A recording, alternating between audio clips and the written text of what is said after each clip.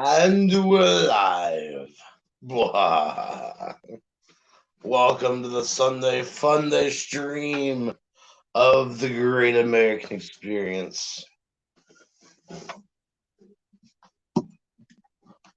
Y'all know me, I'm Apex.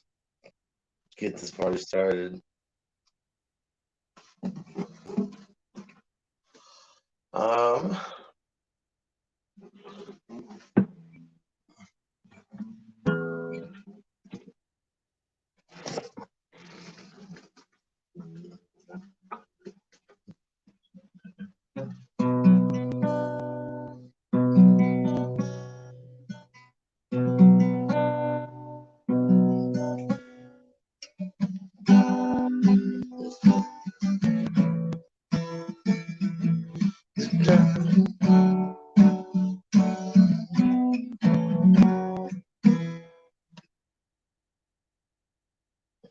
Yo, welcome.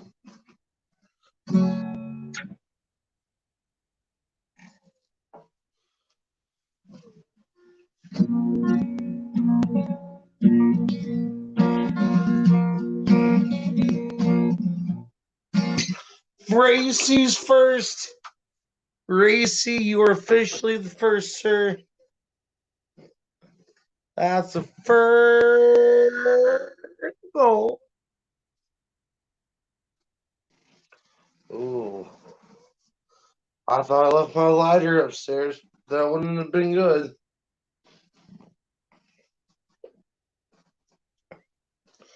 Oh. Technically speaking, the swamp is this one where my finger is right here. That's the swamp. This one right here is OR. We got post-op on the left, and then the lab's over here. Colonel Potter's tent's over this way somewhere. Mess tent. There's the showers up here. Yeah. Yeah, I've actually studied the layout of the 4077.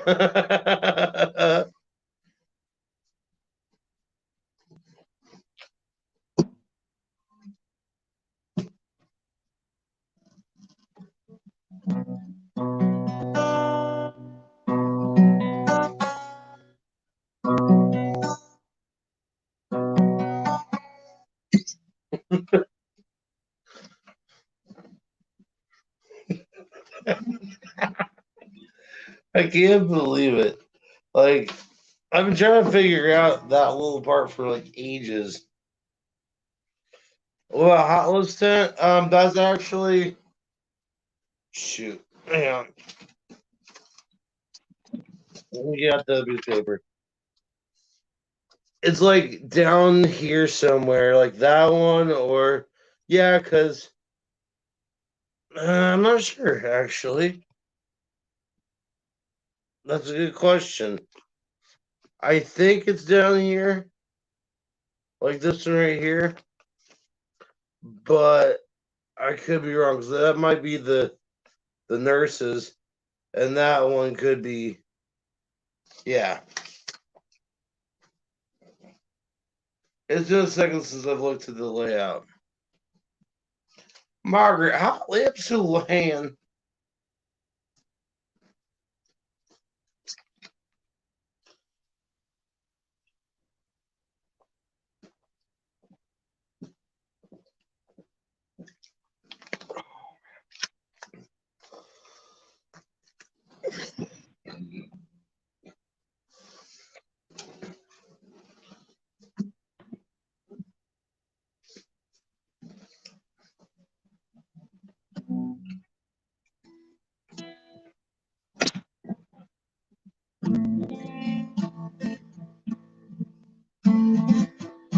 I know, right? Magic.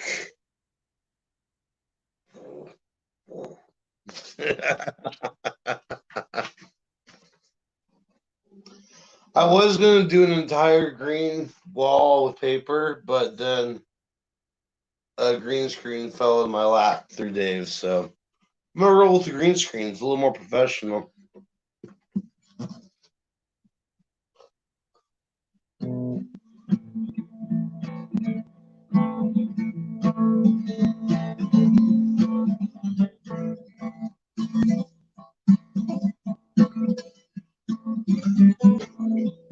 An old cowpoke riding on one dark windy day.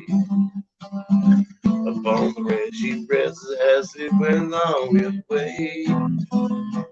Waiting all at once, mighty heard a ragazzi song down through the ragged sky, and that's how they draw. Yippee-yi-yay, yippee-yi-yo,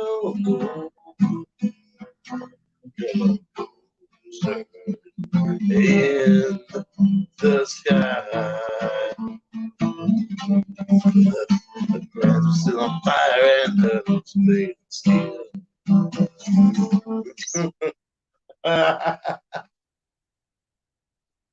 Racy, take it easy, brother. I'm not going to be on too long myself.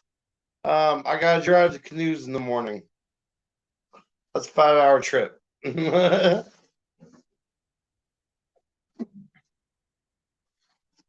Oh, excuse me. Yippee! What's up, redneck?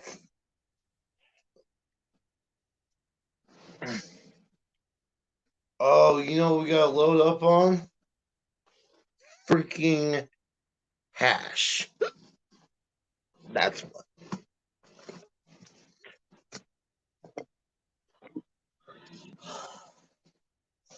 And the branch is still on fire and their hooves are made of steel. Their horns are black and shiny and their hot breath you could feel. A bolt of fear went through him as they thundered through the sky. For he saw the riders coming hard, and he heard their mournful cry. Yippee-yi-yay! Sorry, I've got that song stuck in my head now. It's such a good song. I like the Johnny Cash version, but I kind of like the Blues Brothers too.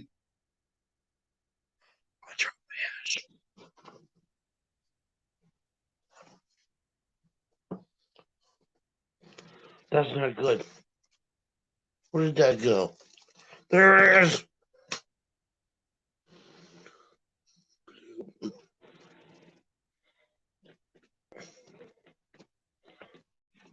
Yo, redneck. What's up? What's up, buddy?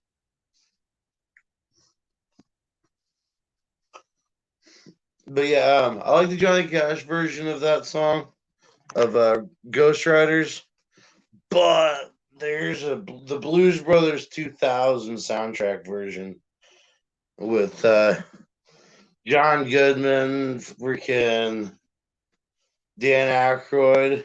Yeah, that was a great duo.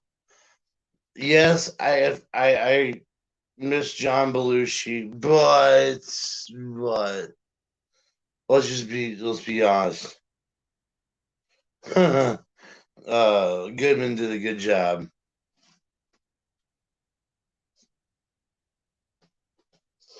But fire in the chillum.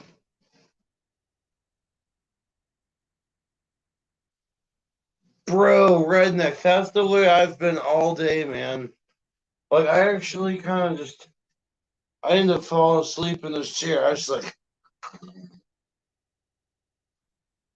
or some shit. I don't know. It was bad. I was sitting here watching South Park down here in this basement, and I decided to, I guess, just pass out in the chair. It was a nice nap, though. It's a lot cooler down here than it is anywhere else in the entire house.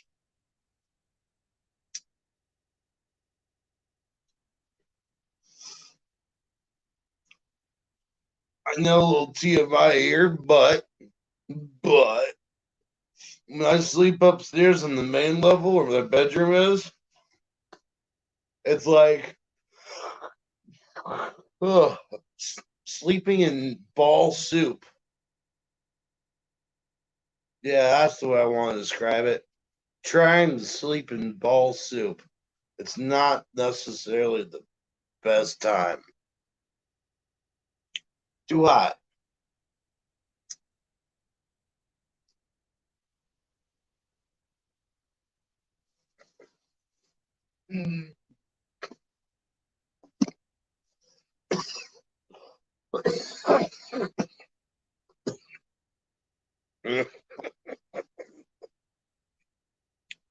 Hey, Valentine.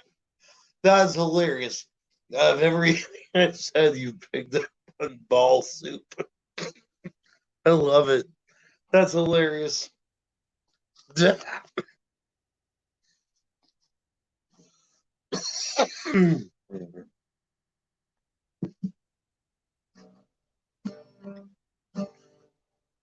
Ball soup. It sucks to sleep in you. Yeah, ball soup. Need to go away.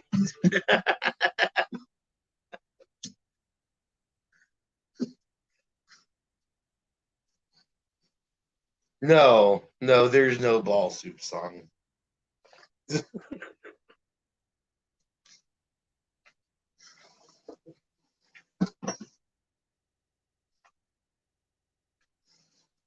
So Valentine, when are you gonna come up on camera and come up and chill on panel with us? I mean, it's just me right now, so you should come up. Come play with us, Charlie.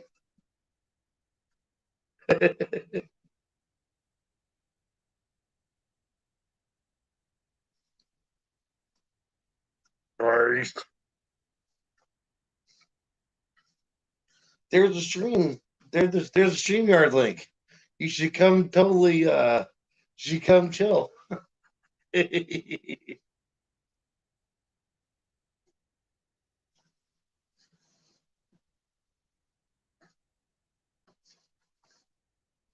Someone come smoke a bowl with Churl.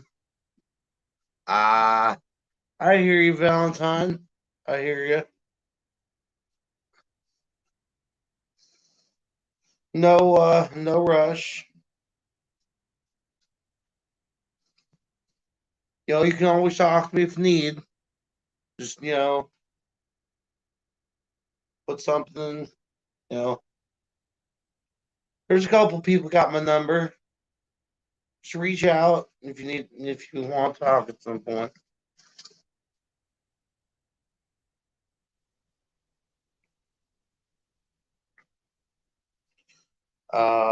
Bu- bu- bu- bu- bu- uh, at some point tonight, whether it be on stream or off, I will be changing strings on the acoustic.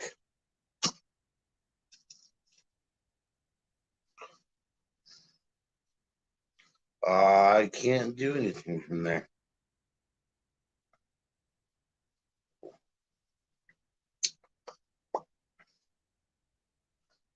Of course, actually, the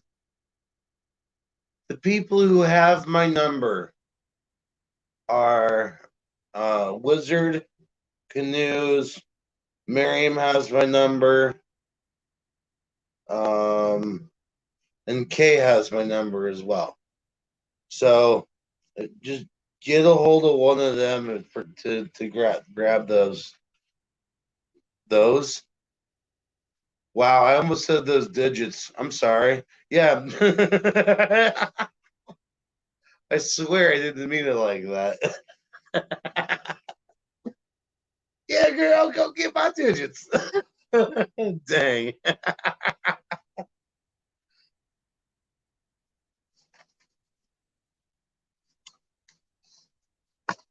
Man. That nap gave me some good energy. I like that. Baja Punch helps as well.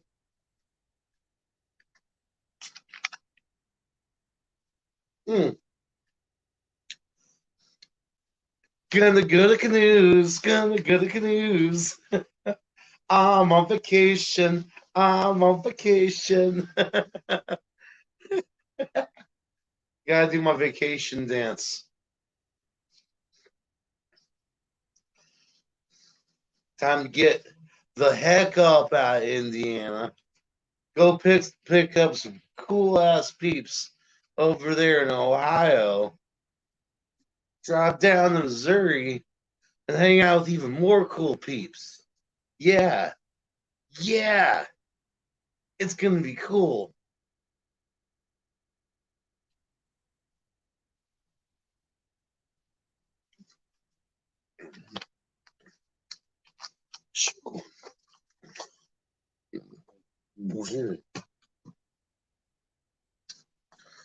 Toga, toga.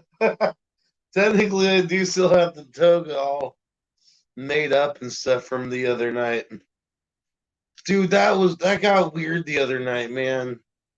I don't know if I should put another toga on. Like I straight up went out and got reeds fucking for the crown and everything. Didn't work out so well. Hell shit. I do still have the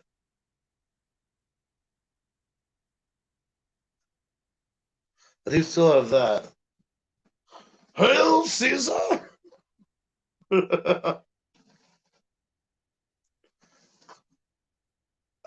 Brenda, come about a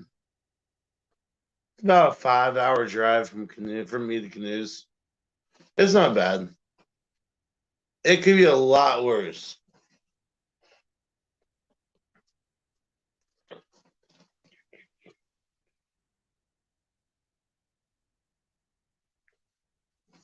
We're off to see the wizard, the wonderful Wizard of Oz.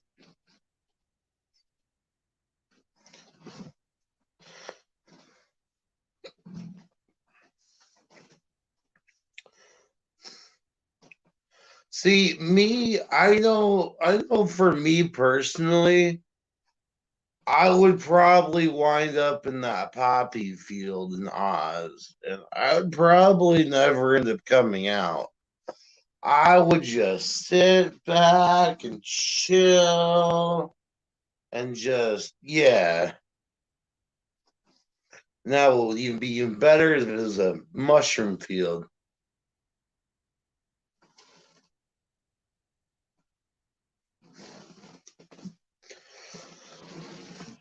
Where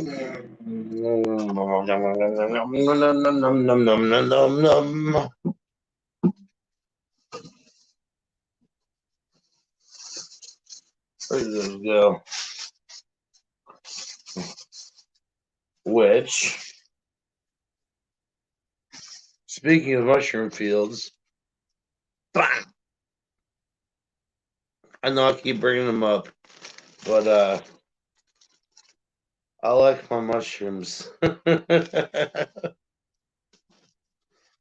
I hope everyone else likes my mushrooms down there as well. Y'all should have some fun if you show up. And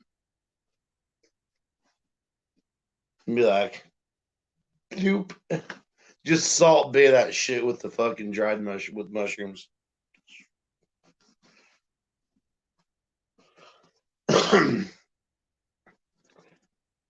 I've been holding on to the cigarette.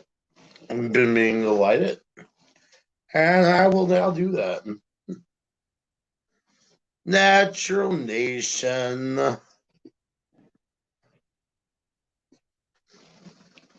We got 5 viewers up in here. What's going on, 5 viewers? Got a high five.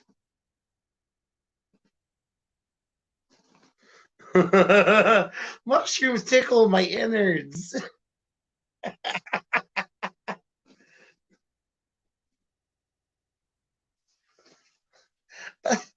I don't want to see the mushroom people.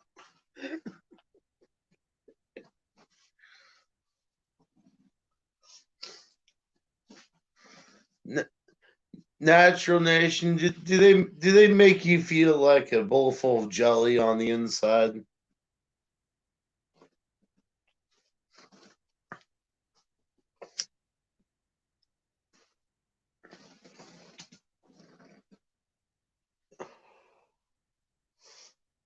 Because they do me. They really do sometimes. It really be like that. Yeah, you saw the Clockwork Elves too. See, you can only see them when you're on mushrooms. They work on all them damn little, watches and clocks, bro. The wooden ones, especially like the cuckoo clocks. Yeah, they do magnificent work, but you can't bring it with you. There's like you come back from a trip, and it's like real world customs gets involved. It's like, sorry, bro, you can't take this elvish clock with you, but it's a cuckoo clock. Rainbow bright. What the fuck?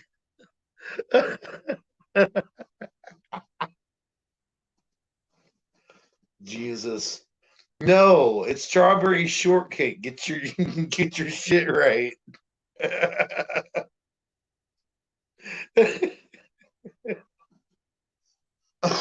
We're off to. I need some helium. That's what I need. I need helium because I'm like, we're off to see the wizard.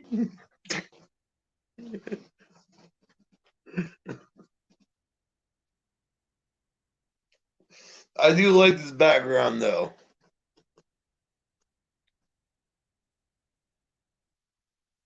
Oh, I like the background too. Oh, that's what's going on here. Hang on.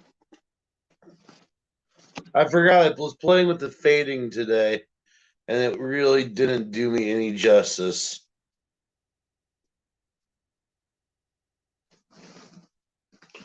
Does that work better? Yeah, that's better. Almost.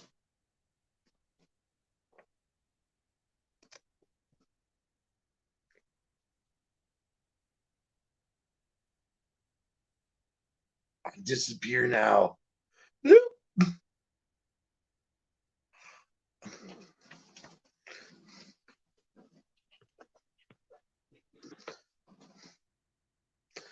Oh man,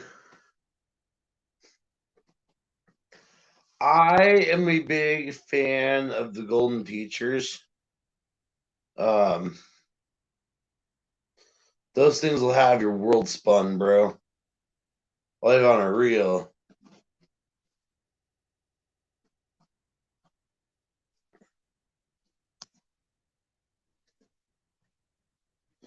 It'd be like this. Wah!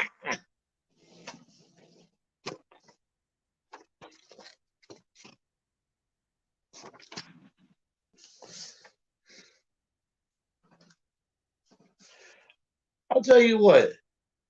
If I could trip and actually see like what's in the background behind me, I don't know. I might not be able to handle that. That would be awesome, though.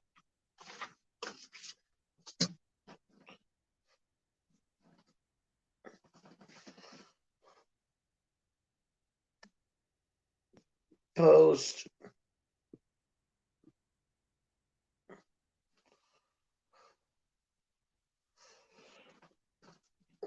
One thing I would. All right, I guess. Secret time. Um, mescaline is fucking amazing. Yeah, I'm just gonna go out and say it. Mescaline is fucking amazing. You thought peyote and DMT were crazy? Whoa, shit.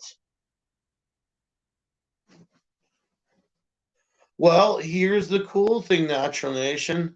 There's speculation that the red and white of the Amanita muscaria mushroom actually sparked the red and white of Santa Claus. Yeah, see, Valentine knows about it. Mescaline for the win. Yeah, you're gonna feel like a god, like for God, a couple hours at least. It's amazing.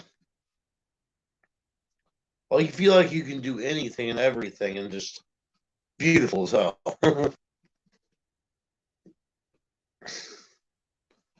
Oh, take it easy. Singularity.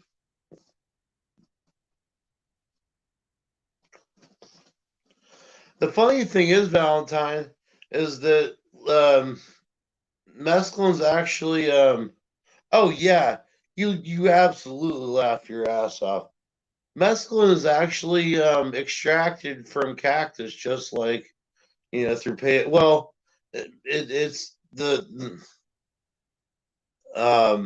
this it's in peyote. It's what makes you trip. But the chemical itself, not with anything else. Oh my goodness! The last time I did it, I was sitting there giggling like crazy, watching the leaves swirl into crazy fucking fractals, and people were walking by like it was yeah, the mezcal cactus. You can also get it out of the beaver tails as well, apparently. Um, like the beaver tails have like point three some shit per paddle. So you have to extract a whole shitload of it, but still, I mean, it's a legal cactus that just grows. And the beaver tail cactus. They look like the little paddles, you know? Bah, bah. Um, yeah. It was when people here's the I mean I'm gonna be honest, that's more like I don't know. I've never had a bad trip on mushrooms. I've had a bad trip on acid before, a couple times actually. Acid trips, bad acid trips can get bad. Um, but I find that doing mushrooms inside of a house, is usually a bad idea. Even doing mushrooms in the garage is a bad idea. You need to be out in nature and be one with self and nature. Yeah.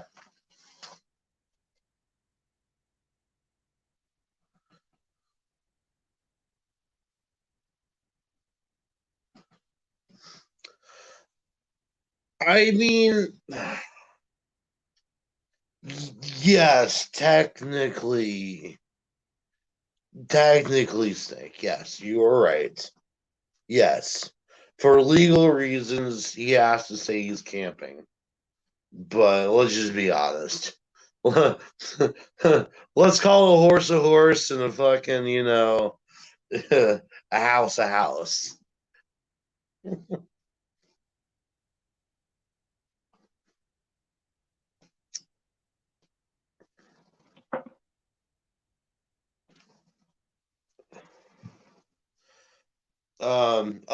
One of the craziest, here's a trip story.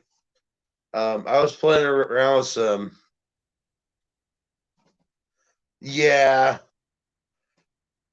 yeah. I try not to say anything though, but anyways,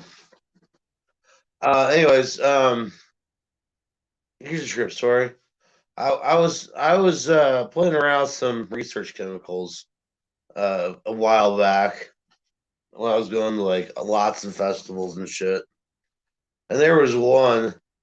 that I took, and I can't remember what compound it was, but um, it was like a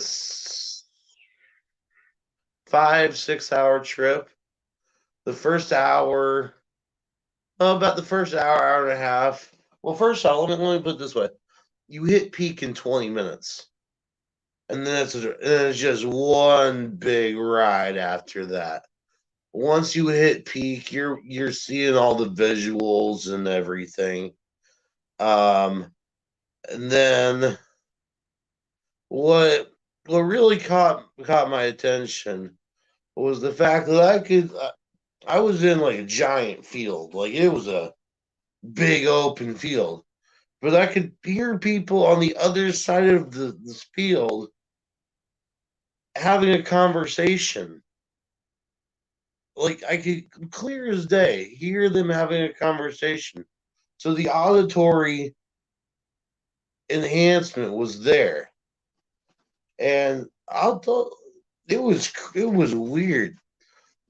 It it was like being superhuman. It was pretty cool.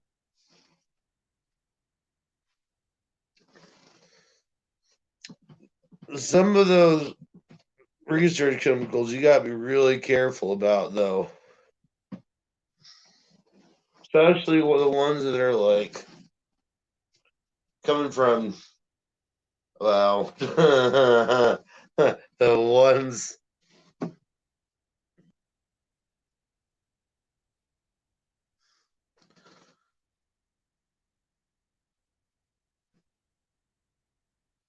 Oh yeah, oh yeah. Well, here's the thing, not red. Um, I wouldn't. Yes, you have to be very careful when dealing with psychedelics. Um, like just in general, okay? Because yeah, you could if you're in a bad place in your head, you can really fuck your shit up like by taking the wrong thing, like or too heavy of substance. Um, like I would not suggest acid or Molly or anything like that. Um, something that's going to last 12 hours and is super intense, because you're going to get a bad trip and you're going to freak your brain out. Well, here's Wiz. We're off to see the wizard. You're always off. What's What's up, man? up, brother? Oh man. Hey, what's up, not red? Not red. I would suggest something mellow like mushrooms. That's why I like mushrooms. It's really hard to really overdo it. I mean, you can. Don't get me wrong, you can overdo it, but it's harder than taking like just a tab or two and then it's like, oh well, now you're on for the ride. See, with mushrooms, you can moderate how much you take. And I'll be honest, mushrooms are probably one of the best like antidepressants in the entire world. So is exercise. This is true. Yes, exercise as well. Get that endorphin rush. Yep. Dude, the size of my neck is increasing with mass. Yep. Like I said, you're gonna be a beast. Now, if I could just get the inner tube off, that's the big thing. Sit ups and legs lifts, crunches. Yeah, I've been doing sit ups. I've been busting out sit ups now. Um, here's my regimen. I don't do Just them on the floor or anything. I wake up, put my legs over the bed, and I hold my legs there, and I'm just going up and back. But I do them on the bed when I wake up.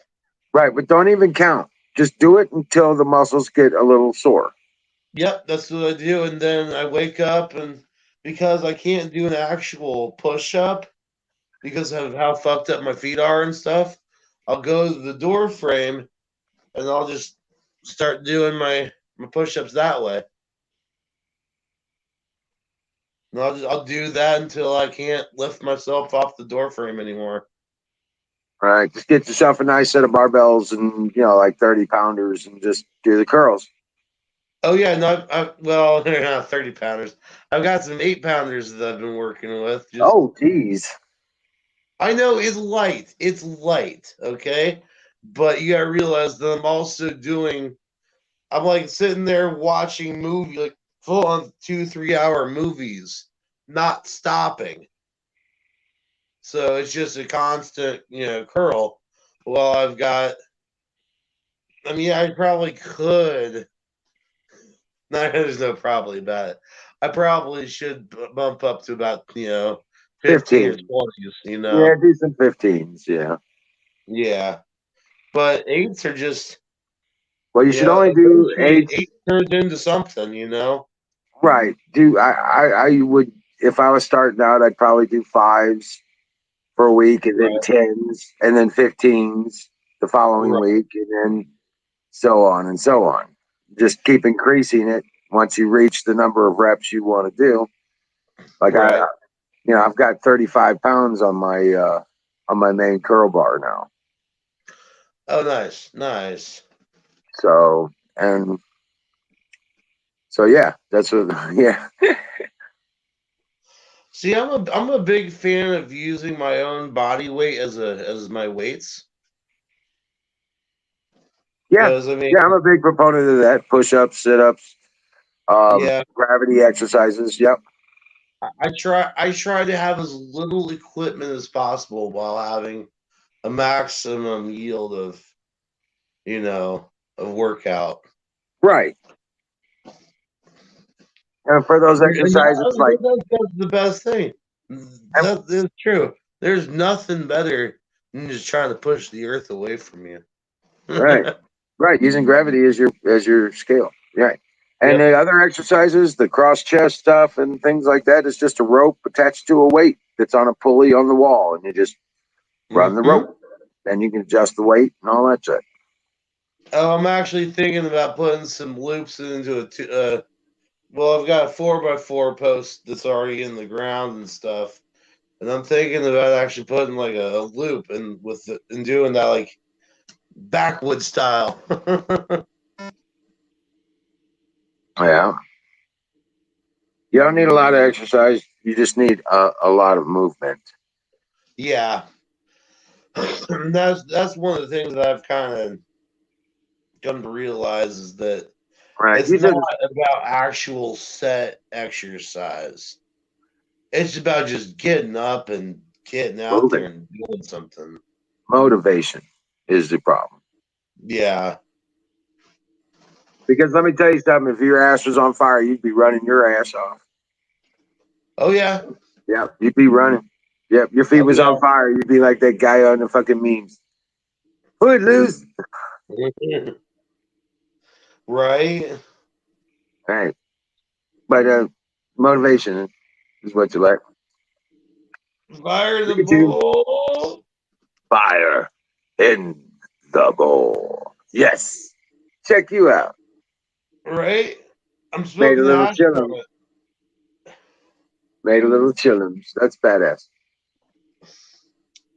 I've got I've got this little skull full of hash and keefy goodness. Mhm. What's up, Yeah. Zoom? Natural Nation, welcome in. So, Dallas.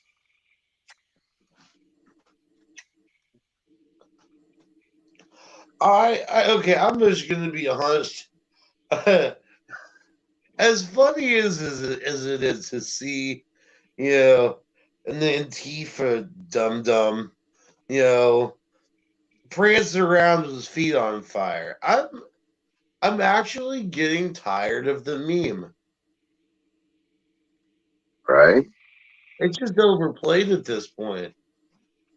Don't you find? Right, right. Now, I called Don Bear earlier and I talked with him.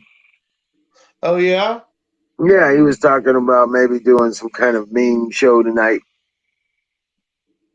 Oh well. Okay. Yeah. That's the thing. Yeah, it's just a Sunday night thing. Right. Well, that is one thing I've noticed. Sundays are a very typically dull day anymore. Yeah.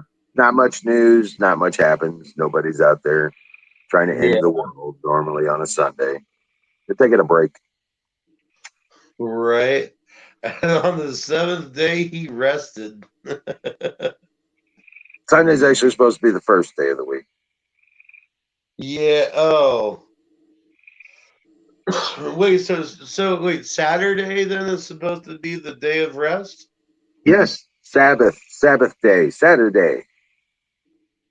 I for some reason thought the Sabbath was on a Sunday. No, I guess I was wrong. no, Sabbath is not a Sunday. Sunday is the first day of the week. Zoom, you are such a ladies' man. Hey, Valentine's, how you doing? Welcome in.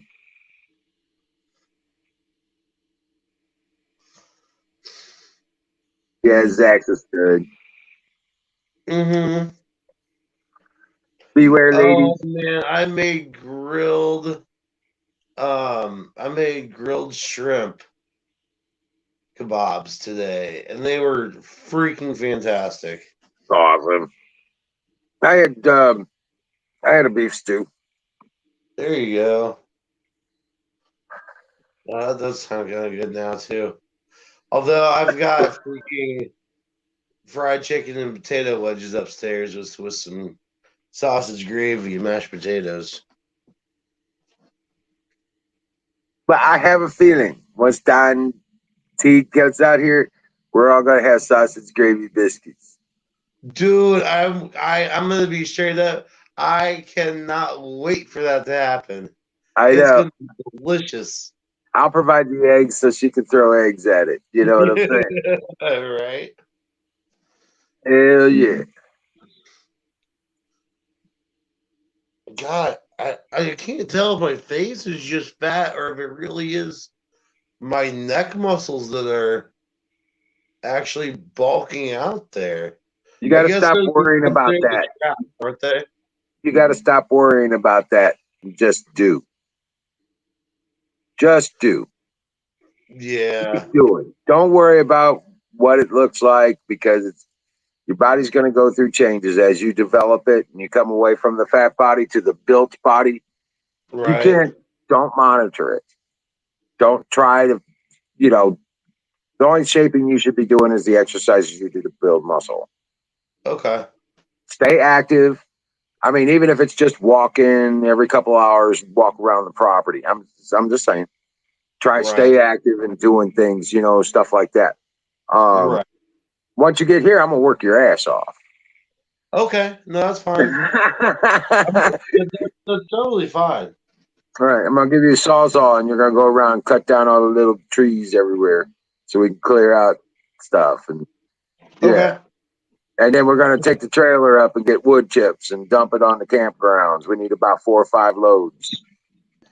I was about to say wood chips or well, if I don't know which would be cheaper, hay or wood chips. Wood chips, they're free. All we gotta do is load them up. Oh, okay, fair enough. Okay, Yep. that works. I got a couple wheelbarrows, a couple pitchforks, and we'll go out and we'll load it up. Okay. Yeah, and then we throw the wood chip. We dump all the wood chips out there, spread them around like you would gravel, and that way, if it when it does rain, because it's going to, you know what I'm saying? There's not a Right. bunch of mud mess. This is true. Mud sucks. Yes, it does. Mud mess is ugly. Yep, mud is suck. Yeah, Natural Nation, you're on. It's PT time. I'm actually I was half thinking about making a PT course out in the backyard. Don't worry about that just yet. Just don't get complicated with it. Just No, no, walk. no, no. Eventually. Yeah, walking, just walking and doing that activity. Just walking. Walk Right. faster. If you think you got to do more, walk faster. Maybe do a shuffle jog. You know what I'm saying? The endurance jog. Yeah. Right, the shuffle. Yep. C-130 going down the strip. Yes. We're I can gonna start get doing that some one on a with you. one-way trip. Jump from the plane, fall from the That's sky. hilarious. I'm I'm gonna gonna kill a start bunch of doing that. bastards before I die. I'm gonna have to start doing that. That fuck. Yeah, yeah. That's gonna have to be a thing. Ooh, Yeah. frog. And those aren't gay frogs. Gay frogs don't sound like that. Gay frogs do not sound like that. You're right.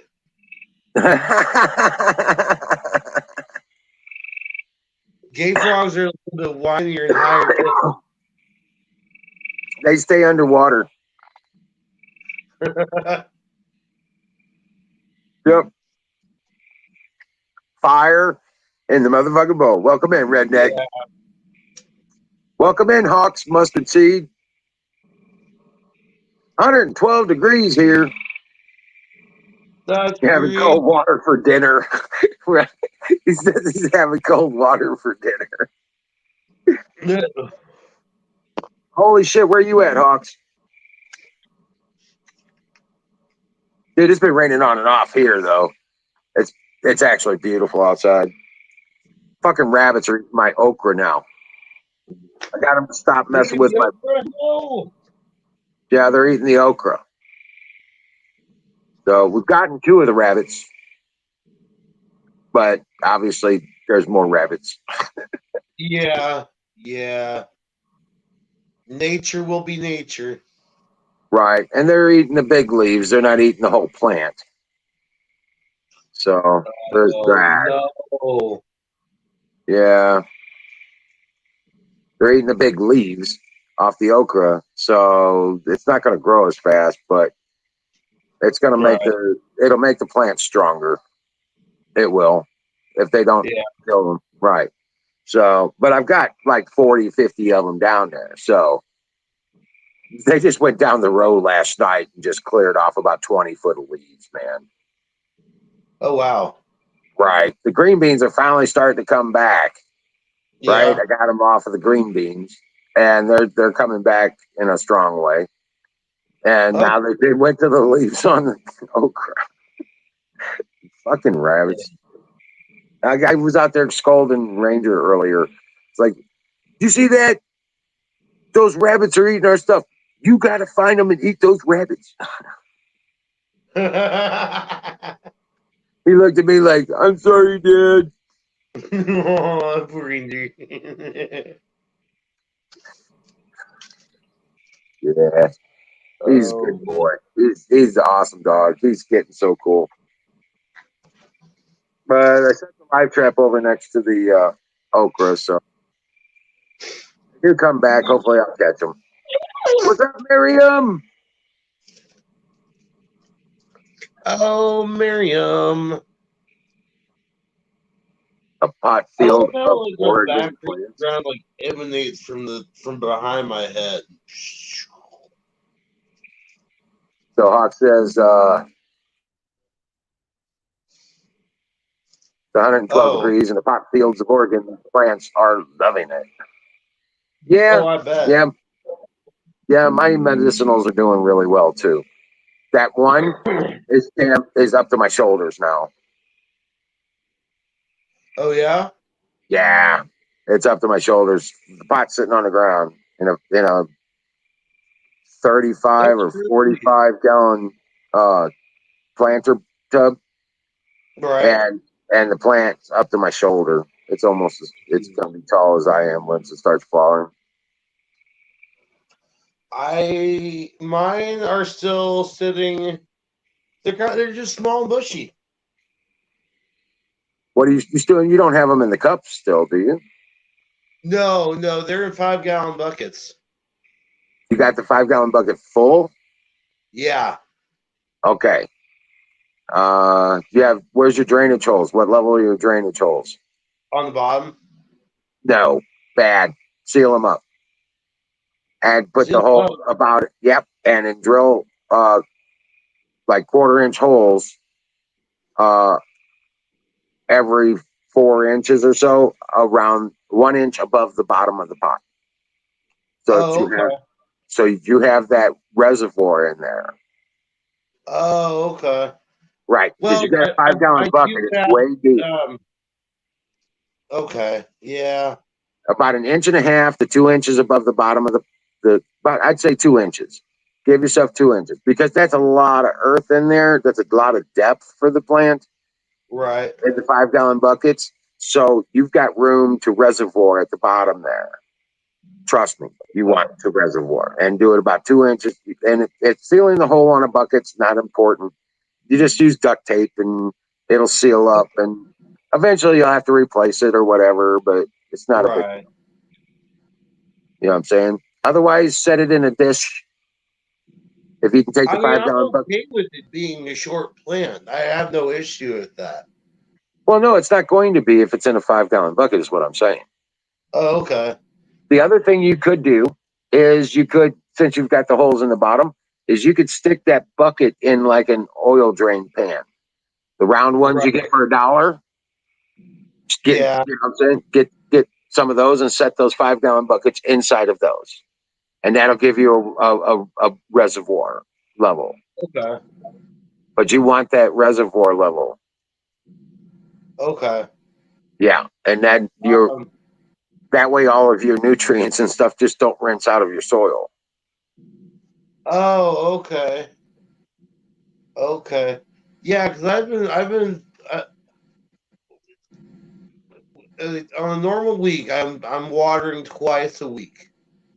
Um, one day I'll do just normal water, then the I'll wait like, okay, so for instance, like Tuesday I'll do just normal water, then wait Wednesday, Thursday, and then Friday I'll come back around with nutrients and do another round of that. Yeah, I And then usually feed mine on Saturday, Sunday. I give them what's that? beer. I usually feed mine on Sundays. Yeah. You know, Well, beer they're getting and about half a gallon each time, so well, I grind up eggshells. I the tea that I make, I use the whatever I use. I'll put the tea and coffee grounds in there, just a right. little bit. You know what I'm saying? I'll put and then I feed them with beer and in a gallon sprinkler can. I put Yeah. 2 beers and about a half a cup of Dawn dish detergent, and I feed them with that. If I had fish emulsion, I would be putting that in there too, but it's not. We got rabbit manure in the soil, so Right. yeah, I'm not worried about the fish emulsion. If I get it, if I find, I know I've got a bottle somewhere. If I find it, or I get next to the store where they got it, I'll buy it. You know what I'm saying? Right. But yeah, the garden's going nuts. We've already got zucchinis and cucumbers and peppers growing all over the damn place, and tomatoes, corn's about waist high. Uh, Oh, wow, nice. Potatoes are about the same. They're almost hip high. That's And what I noticed. They just within the last. Well, here's the thing. Okay, let this. I uh got my plant started about the same time as they uh put the corn in for the fields. oh really? Uh, yeah. So yeah, because right now, okay, as of um, this next Tuesday, I will be week 7. Yeah, week 7 for these plants. Right, But the corn in the fields is like so freaking tall already. It's crazy. right, And that's right. actually where I got the earth dirt from, was from the fields. Oh shit, no. That's all riddled with insecticides and stuff like that. No. Hear me out. Hear me out. Okay. Okay. There's a one section. It's been like this every year since the day we moved into this house when I was a kid. There's always been the first like 10 rows is nothing but like sweet corn, like as organic as you can get, for a field, Right. So they don't do for the first 10 rows, they don't spray all the insecticides and all the bullshit on it. So Right. that's Wow. where I got all the dirt from. Then mix that in with your Miracle Grow. I use the moisture control. So I'll do a 50-50 mix in each pot. Right. Right. Mix in. I'll go ahead and mix in the eggshells as well, the coffee and tea grounds. But then I've also put in vermiculite and wood chips in there as well into the mix and stirred that all up, and that's what I use as my super soil. Okay. Yeah. Yeah, and it seems to work really, really well. At least my plants seem to be liking it this year. Right. Right. So Yeah. When I do when I refit I got to build a new door for the chicken coop, and yeah. I've got to put a roof on the chicken coop. But when I do that, I'm probably gonna dig up the floor of the chicken yard and put it in the compost pile. Oh, there you go. See, I Yeah. would like the compost pile going myself, where you gotta like physically turn it over with the rake and everything, and then No. You don't understand. I got rabbits. We deal there with is the that. rabbit manure by the by the wheelbarrow full. You know what I'm saying? I bet you could bag that up and sell Yes, I've sold it in the past. Yes. it. Yeah. $10 a feed bag. Oh wow! Yep, $10 for a feed bag full. Now there, the caves here in Indiana are you technically you're not supposed to go into them because they're toxic because of all the bat guano. Um, But but that's why you're going in there to take out the background. oh my goodness, what was that? That's Hawk. How you doing, Hawk? So I use organic bone meal. I use bat guano. I use blood meal. I use phosphate, natural rock phosphate, about 5 pounds of it actually. Epsom salt, garden lime, Oh, hey, hold azomite. on. That is you. Yeah. Hawk, you are all kinds of staticky. You sound like you're coming in from the great beyond.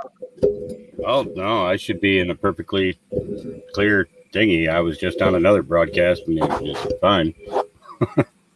Yeah, My you might want to refresh it. It's Like I'm sounding okay. you're like in chorus mode. Plus, you've got some heavy distortion on your voice. That's what it sounds like. hmm. Yeah, I don't have this thing hooked up to a mixer or anything either. It Let sounds me good see. from here. I can't even understand you, brother. Go Okay, fix your mic, bro. Come back. refresh your screen, Apex, because he's coming in clear to me. Refresh your connection. Is it me? It might be Could be. you. It's coming in clear to me. Yeah, let me try to refresh mine. Okay. Yeah, you'll do fine. Yeah, but I'm But trying yeah, to do this. I'm trying to do this with just the resources from my operation. You know what I'm yeah. saying? Oh yeah. It's well. See, I buy that stuff bulk. Oh, Because I mean, good. Yeah, I don't spend generally, money on shit. yeah. I'm Generally, trying to. I'm. So my business is okay. Even though I produce buds out here, my primary business is selling clones. So I sell, sell them from 4 inches tall to 4 feet, 5 feet, 6 feet tall. I got you. And we deliver them out. Some of them are delivered in 10-gallon pots, 20-gallon pots, 50-gallon pots, or 100-gallon pots. Right. Based upon what the customer wants. So I have this super soil mix that I use. I've been using it pretty consistent. When you can do 30 plants and bring down close to 600 pounds, you're doing all right. Shit. Most people who are growing at home are only growing enough to take care of themselves, a couple of close friends and family, kind of thing. They're not they're not producing I'm not looking to go for an operation or anything. Yeah, It should exactly. be criminalized here, and we can grow 6 plants per person on the property. That kind of. Well, that's not bad.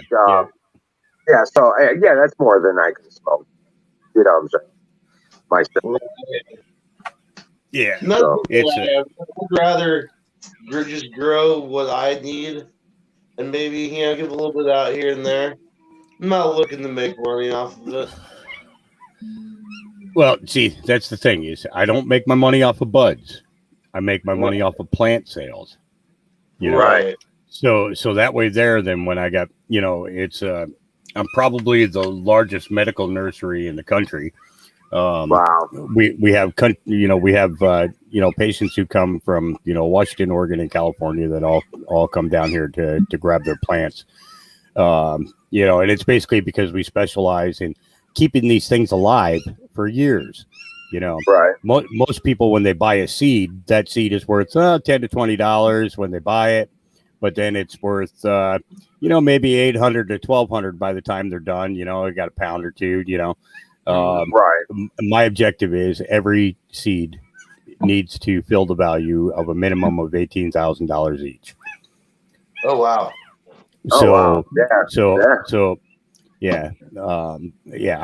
I'm pretty weird about how I do my things. I do a Scrog method. Well, you've got the operation set up, man. You've got the whole thing going on there. You know what I'm saying? Yeah. You've got the nursery, you've got the seedery, you've got the soil mix calculation, pH levels, you've got the water, the temperature controls, and you've got everything. Yeah, this year I did corn. I'm doing tomatoes. I'm doing lettuce. We've been harvesting lettuce like crazy. This shit grows so fast it's ridiculous. We got cucumbers going and potatoes going. This is the first year that I've decided to grow food too, just because what I've been seeing out there. When I'm looking at the store and I see potatoes go up, $5 to $6 per 5-pound bag, that's a little bit ridiculous. So and I have seen that change out here. Cucumbers used to be you'd be able to get 2 for $1. Did you try to get a green pepper recently? They're $1 a piece. Green peppers are outrageous right now. Yeah, I have to stay away from peppers and onions. I'm allergic to both of them. Oh, okay. But green peppers are normally 3 for $1. Now they're like $1 each. Yep. They're going crazy on their markup. They are. But that's okay, because what this is doing is it's teaching people self-sustainability. Get your garden going because you can grow all the vegetables that you need for a whole year. I've been growing gardens for about 9 years now. Oh, right on. Yeah, it's a. I've grown vegetables before, but for the last 5 years, it's just been pot and plants, and that's it. Right. Yeah. But it's when I look at the entirety of the situation, on an average we do about anywhere between $38,000 to $44,000 a month just in clone sales. Wow. But we get some large operations who call us and say, "Oh man, our we got wiped out. We had some mites. We had to destroy the whole thing. So they'll need like 800 to 1,000 clones." Right. And they're not going to want to pay $25 a piece for them, but they sure as hell will put them in the dispensary and charge you $25 a piece for a little 3 to 4 inch plant in a little 3x3, 3x3x3, cup and charge you, max dollar for it, dude. Yeah. What kind of when compliance do you have on that? as long as the plants are 12 inches or under, they're $25 a piece. There's Well, I there mean, is there's well, I know. I wasn't I talking have about that. well, so each medical card that we have, I can have 144 clones for each medical card. And Oh, you okay. think about how many people I can fit on a 30-acre farm. Right. So, it's yeah. So basically, I run about 400 to 600 clones per cycle, and as quickly as they sell out, we're stripping our moms down to get more. And after the moms have been stripped down for the 5th time, then they go to flower. And generally, Okay. yeah. So I'll start a seed in January, and we'll clone it all the way up until September.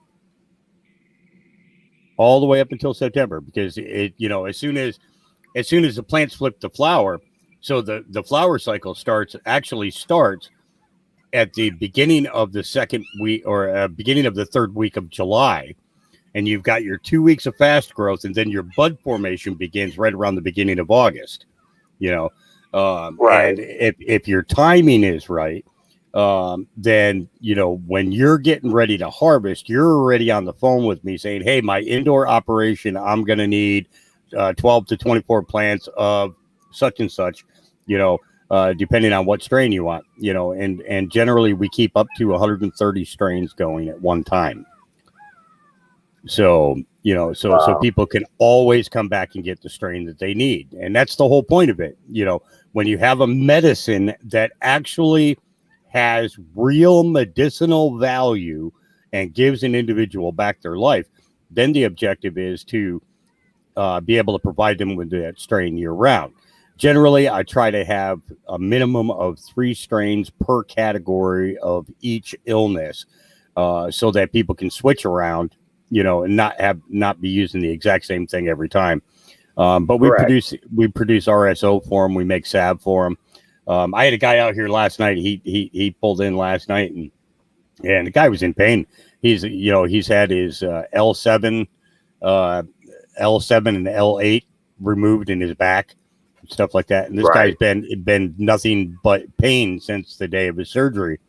He put my Right. salve on his back last night. He's still asleep, dude.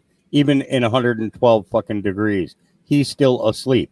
Right. This guy hasn't slept in a couple of years, because Right. of the amount of pain that he's in. So it really boils down to, how do we differentiate, the people's needs? Well, we have strains that deal with MS and Parkinson's and stuff on the neuropathy side of things, the nervous system. Then we have things that deal with stomach, internal organ type issues. Then we have stuff that deals with sleep aids and mental stability and everything else. So what's that You have a again? website and all that, right?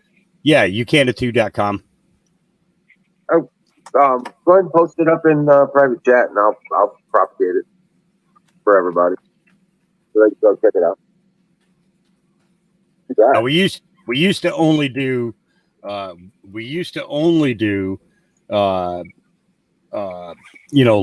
large orders. That part of the website's got to get changed and everything. So because I primarily stick to the smaller guys now, because they're the ones who are struggling the most.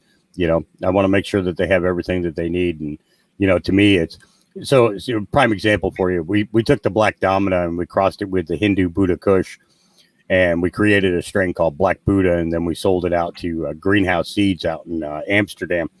Best cannabis strain in the world for dealing with prostate cancer. And we make we make RSO suppositories. Because when people when they take in the RSO, they get so fucking high, they can't function or anything else. So by making a suppository, it's absorbing through the rectal wall directly to the prostate gland, and there's no high involved.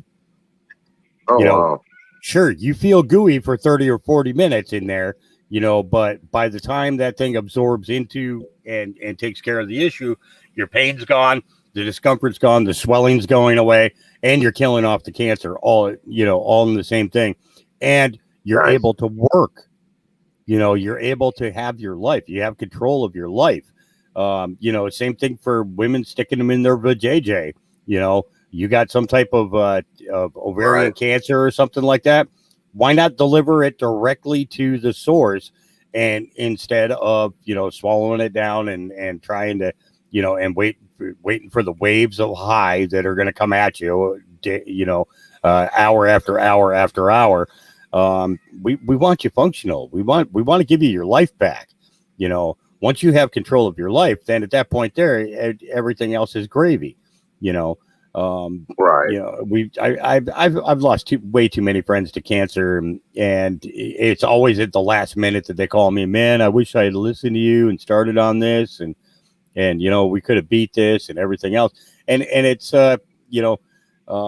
it's a heavy thing, because of the fact that you want to help, but they are the ones who have to make that final decision to step up to the plate and say, yeah, I'm going to take a swing with this, and see if we can beat it out, and it works, so. Yeah, I had a YouTube channel that coincided with that, so people could get a video walkthrough of the garden every time.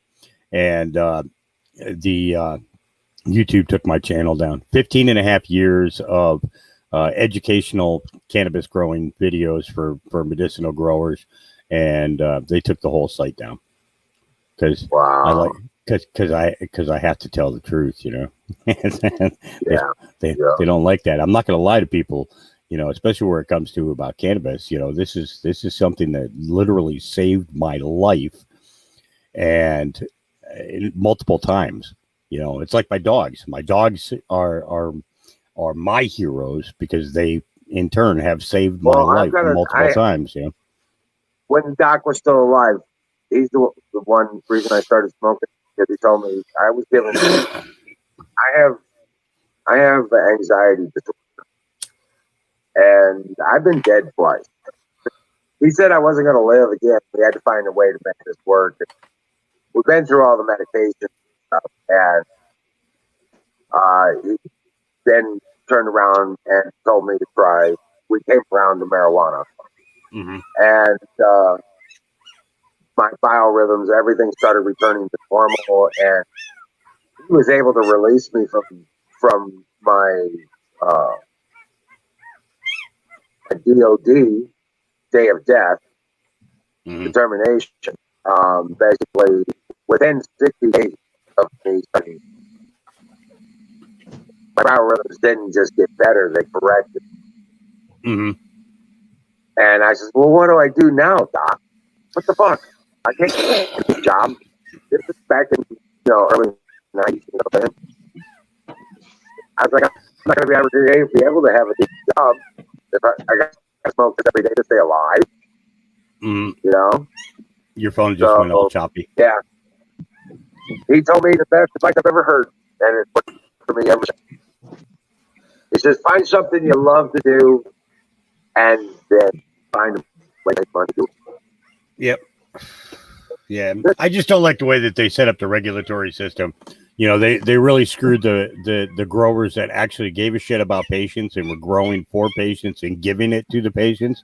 That's my whole thing, because as long as I'm selling clones, I get to give my weed away. I get to give it away. They don't ever have to pay for it. They get it for free. They get the salve for free. They get their RSO for free. I can grow more plants. That's the thing. I can replace that. And it's like when you treat it with when you treat it with that type of respect, your hands never empty. Never ever empty. Right. They always stay full. I got a jar here. This is from 2 years ago. It's the date on it is 6/01/2019. Oh wow. Okay. Headband 707. This shit smells like I just took it off the plant. Nice. Smokes like I just took it off the plant too. But it's I keep jars of it and save it, and I show people, dude, you can have a jar of weed for about 5 years before it really begins to turn. You just got to, number one, keep it in the freaking dark. That's And keep it that's the airtight. biggest thing. Yep. Every time you open the lid, that's one thing. You're exchanging the air out, but when you put it back in there, you screw that sucker down tight and you put it away. It's like when I do my original cure process, I take the big 2-gallon jars and I get the biggest, fattest hunting socks that I can find. The ones with the orange stripes on them, and I'll take and I'll put the jar in a sock. And everybody says to me, "Why are you putting that jar in a sock?" I said, you're gonna ruin the sock." No, I buy the damn sock specifically for the jar. Okay, because I'm gonna roll down the top of the sock. I'm gonna pop the lid on that sucker. I'm gonna let the air exchange. I'm gonna put the lid back on that sucker. I'm gonna pull the sock back up. Because what that sock does for me is, no matter how hot it gets, that glass is staying at the same temperature. No matter how cold it gets, that glass is staying at the same. Yep, and it is staying at the same temperature. So as long as I'm keeping it in the dark and keeping it insulated, that stuff is going to stay fresh for as long as I need it to stay fresh. I've seen other people struggle with it. Would struggle with doing it. That they're just struggles that they don't need to have. It's this simple, guys. It's this simple. But everybody tries to overcomplicate things. They really do. It's like, oh, dude, but my cannabis, and well, hey, your cannabis, you may be all right with it, but other people who smoke it, they'll be like, I don't think I like this too much. Hey, Hawk, Right. Redneck wants to know about putting it in the freezer. Okay. Okay, I know a lot of people who do the freeze thing, but the one thing that all of them have in common is, as soon as they pull that bag out and it thaws, then they start dealing with mold issues, because the moisture that was trapped inside the buds, and the thing is you can put the buds in there dry. Okay, they can be crispy dry, but the fact of the matter is there's a condensation that is going to envelope inside that bag, and your bud is going to absorb it before it freezes. And when that happens, then then you have to deal with just the mold and mildew that comes out in the long run. I do know a lot of people, they'll process it down, basically making it like joint style, and they'll freeze it that way because they're going to use it for cooking and stuff like that. And as long as you're using it all right away, that's fine. But in most cases, I really prefer to keep them in jars. I have a safe that we keep, that we keep all our extras and stuff in. And, it's the idea that, if you get something, it's prime example for you. My Willie Nelson, 34.59% THC. Oh, wow. And that's with no extra added boosts or anything like that. That's just natural. Right. And and when you're pulling that kind of a test result, you want to keep that bud around for a while. You don't want it going quick. And and at the same time, I take and I do a lot of crossing back with strains. So I have a section of the farm where I can take plants to where they can pollinate. And I'll produce seeds so that I can keep that strain around for years. And it's just when the end of the world comes, I got bags of buds and bags of seeds, and I'm not going to starve to death. Because I'll just walk up to a city gate. I got a bag of weed. I got a bag of seeds. Teach you how to grow. Give me enough food to last me a couple of weeks. Kind of thing. Yeah, no problem. Fuel, yeah, we got that. Right. But I have a whole section of the farm that I want to turn into industrial hemp so that I can build houses with it. Right. Yeah. What you're saying. Absolutely. Yep. So I'm a big fan of that stuff. But yeah, I'm. Oh my gosh. Right. Puppy's going crazy. Yeah. Oh, let me check on him. Make sure that she's not on top of one. I How you doing, man? Doing good. feel like I'm gonna have to do that here by the end of the year. Princess is going into heat. Oh, Yeah, they're not Yeah. even a week old yet. So it's like they're only like 5 days old. So but they're good pups. They're good pups. I sleep when I can. I sleep when they sleep. Right. I'm gonna have to do the same thing. Build the box for them, stuff like that. Yeah, I'll tell you, the whelping box makes a huge difference because, unlike a regular, just a little penned area, Mama knows that that's her space. Yeah. And she will protect that space, because I have 3 other full-size German Shepherds in this building at the same time that she's in here feeding hers. But it's like, the other dogs know, hey, that's her space. I'm staying the hell out of it, Right. Well, we did the same thing. I had a golden retriever, and he had a litter of 13 and a litter of 11. Mm-hmm. And we had to have a box. Mm-hmm. And then when the puppies started getting bigger, we had to have a different component of the box. Yep. And, right. So, but yeah, I'm familiar with doing that stuff. I didn't really get into it to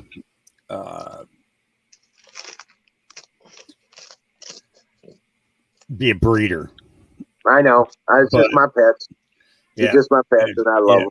And but I've adopted other German Shepherds that people were unable to take care of, or the dogs just got so big so quick they couldn't handle it and everything else. A few of them were great for breeding. The rest of them were knuckleheads. But it's the idea that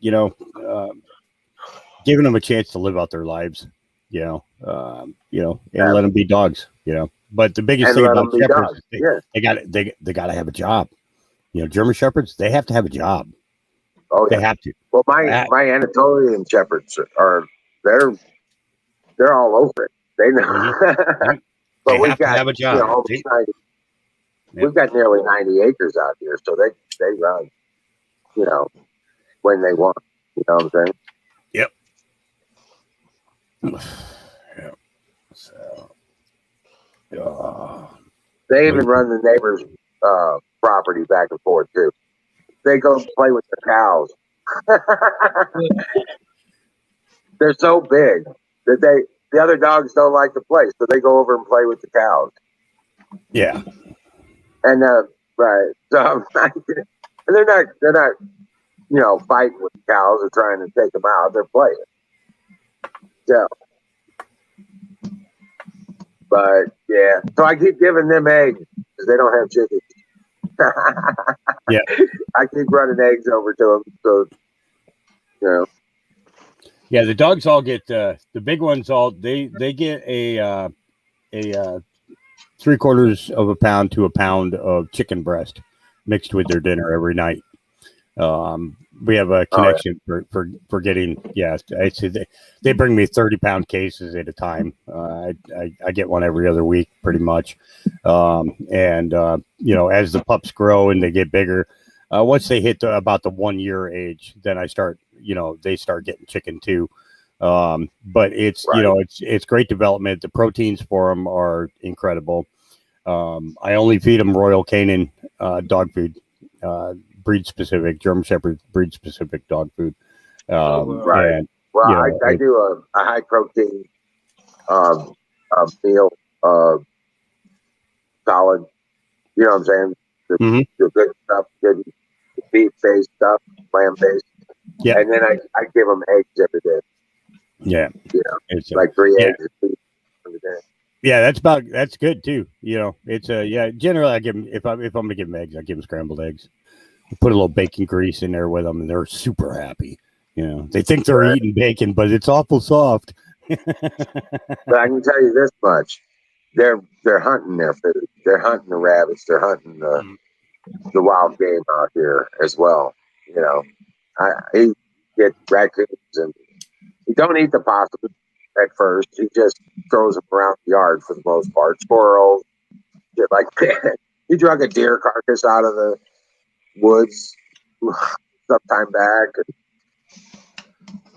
sat there and chewed on it for a few days, but it's all gone now. Used to. But yeah. So, but yeah, they're big old boy. He's about 110 pounds now.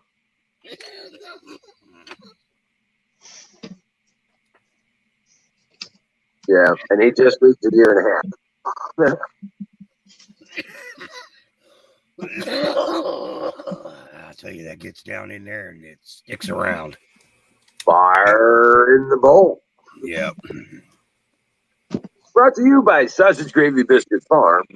Gotcha. From Talking about that, he just got me some grapefruit biscuit OG stuff. Mm-hmm. And I started, all 5 of the seeds came up. It was beautiful. And but when I went to plant them, 6 plants came. And I'm not sure how that happened. One of them was twins, maybe. I don't know. But 5 seeds. I was like, that's cool. So when I germinate my seeds, I do a 5-minute soak in hydrogen peroxide. Oh, really? And then I do a 20-minute soak in a glass of water, and then I drop them right into the soil and water the soil down real good. Within about 24 hours, they've popped. Within day 3, they're starting to crack the surface of the soil, and I just make sure that I keep the soil moist. And a lot of times, I will get twins. I have quite a few videos up on the YouTube channel with of twins coming up, and I'll tell you that the reason that happens is I through soaking it in the hydrogen peroxide, I break down the outer membranes on the seed and allow the moisture to get in and activate all of the genetic cells inside the seed, and that's how you get twins. Did you happen to go to school for I don't know, biology or something, or? No, I never had any. The only schooling that I had on cannabis was I had a World War I veteran, and then when he passed away, I had a World War II veteran, and when he passed away, I had a Korean War veteran, and after he passed away, I had 6 Vietnam veterans, and those are the guys who taught me how to grow.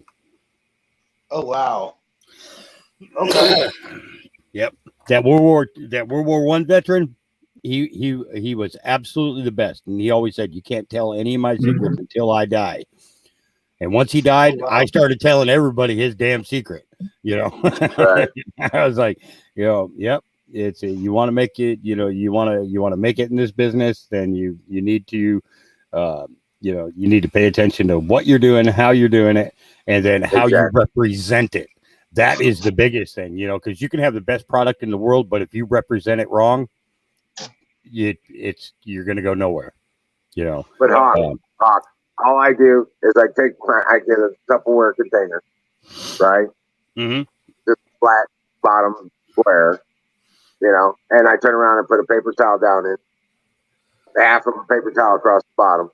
I put the seeds down there, put a little sprinkle some water on it, get it wet, put the other one down, put the lid on it, stick it in the drawer. 3 days later, come back and it's sprouted or not. You know what I'm saying? Yeah. See, my thing about the paper towels is that generally when you're doing the paper towel method, you can't get enough moisture in there to activate all the genetic cells. So basically, if you take draw a circle, and then inside that circle make 4 equal size circles. Okay, inside that the big circle. So you have 4 equal ones. Like the number 4 on a die.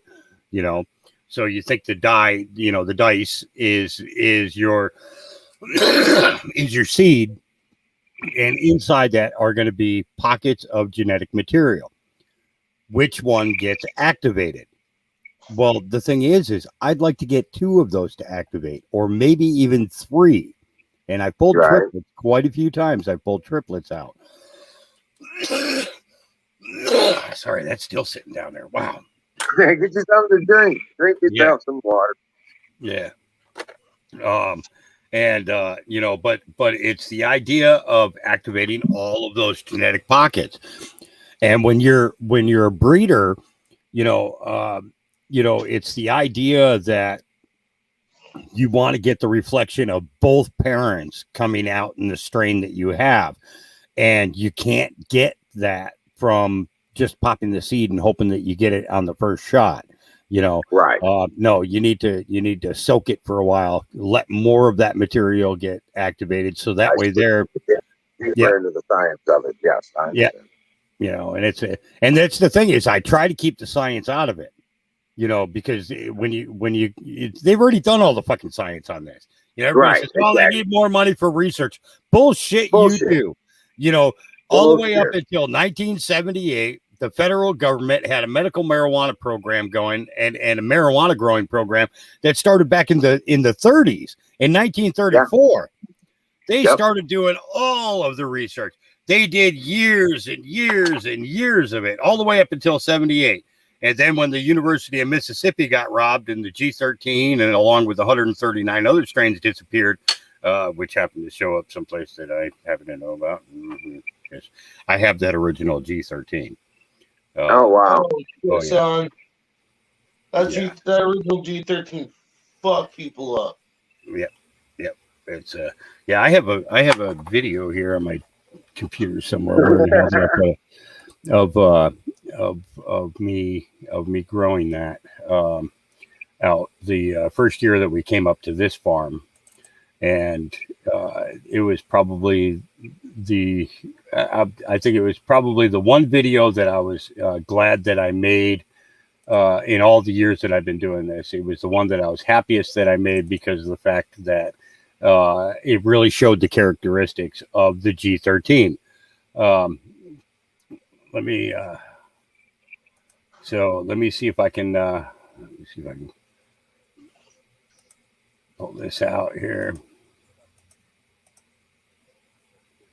Okay, and I'll do a screen share on this, and then you can see it. Let's see, share. There we go. Okay, there's a screen share. If you can bring that up. Yeah, I can allow that. Okay, and this has got audio to it too. So here is the G13. Now this girl, you see the leaves are all standing up. Well, they've been doing that since the day the seed was popped.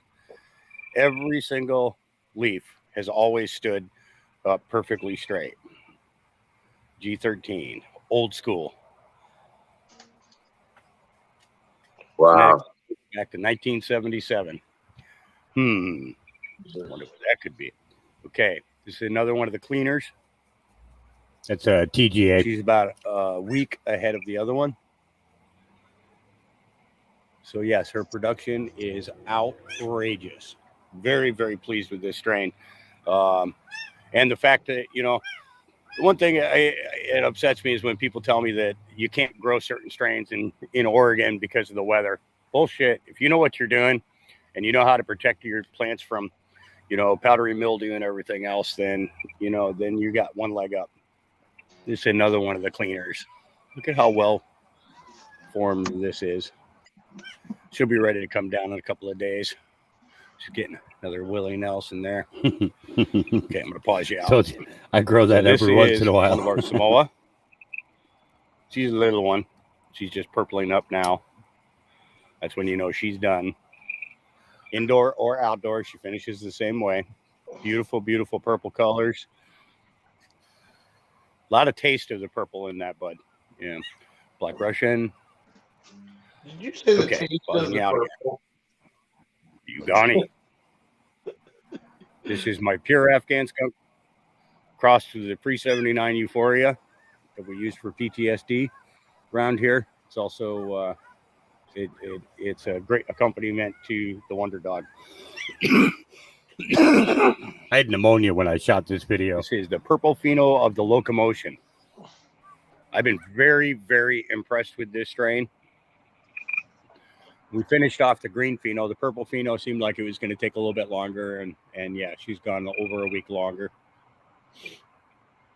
but she is beautiful. She's got some great growth to her. I mean, for getting started on the 22nd of July, I think we did pretty okay. Oh, that's with her. a late start, bro. 22nd of July. About that. Good Okay. Lord. Moving on down the line, the Thin Mint Girl Scout cookie. I'm just not impressed with this one. It's very sparse in its bud growth. Not impressed with it at all. Not one bit. This is a pure Afghan skunk here. You notice the difference in the colors and from the Ugani. Willie's bulking it on really, really nice. Brian Berry Cough. This one here I was kind of worried about. She's run way, way over time.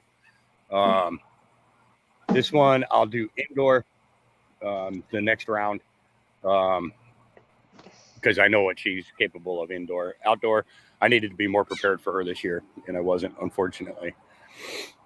Okay, moving on. Black Russians. Bulk buildup. Bulk. So if you're looking for a bulk strain that can give you a great yield every time, Black Russian is definitely good for you. All right, moving on over. So this is my Jedi 41, and she's pretty big. Tests out at 41.7% THC. Structure on these buds. Why do you have the nets Great around them? build-up. Great development. Keep the buds up so they don't drop down onto the soil. Spread itself nicely. Okay. Which is always one thing. And we get 65 to 125 mile an hour winds across this farm. All right. Oh, wow. So, this is the cleaner I was telling you about, the bigger one that I got. And she's still got like another week to go. And again, we got started real late. So I'm actually really, really surprised that we haven't lost a lot of this to powdery mildew or mold. But we've been holding our own. So I'm not going to complain. Another Willie Nelson there. Another one of the Jedis. This here is our big Samoa. And you can see what I mean about the purpling up of the bud here. Beautiful, beautiful girl.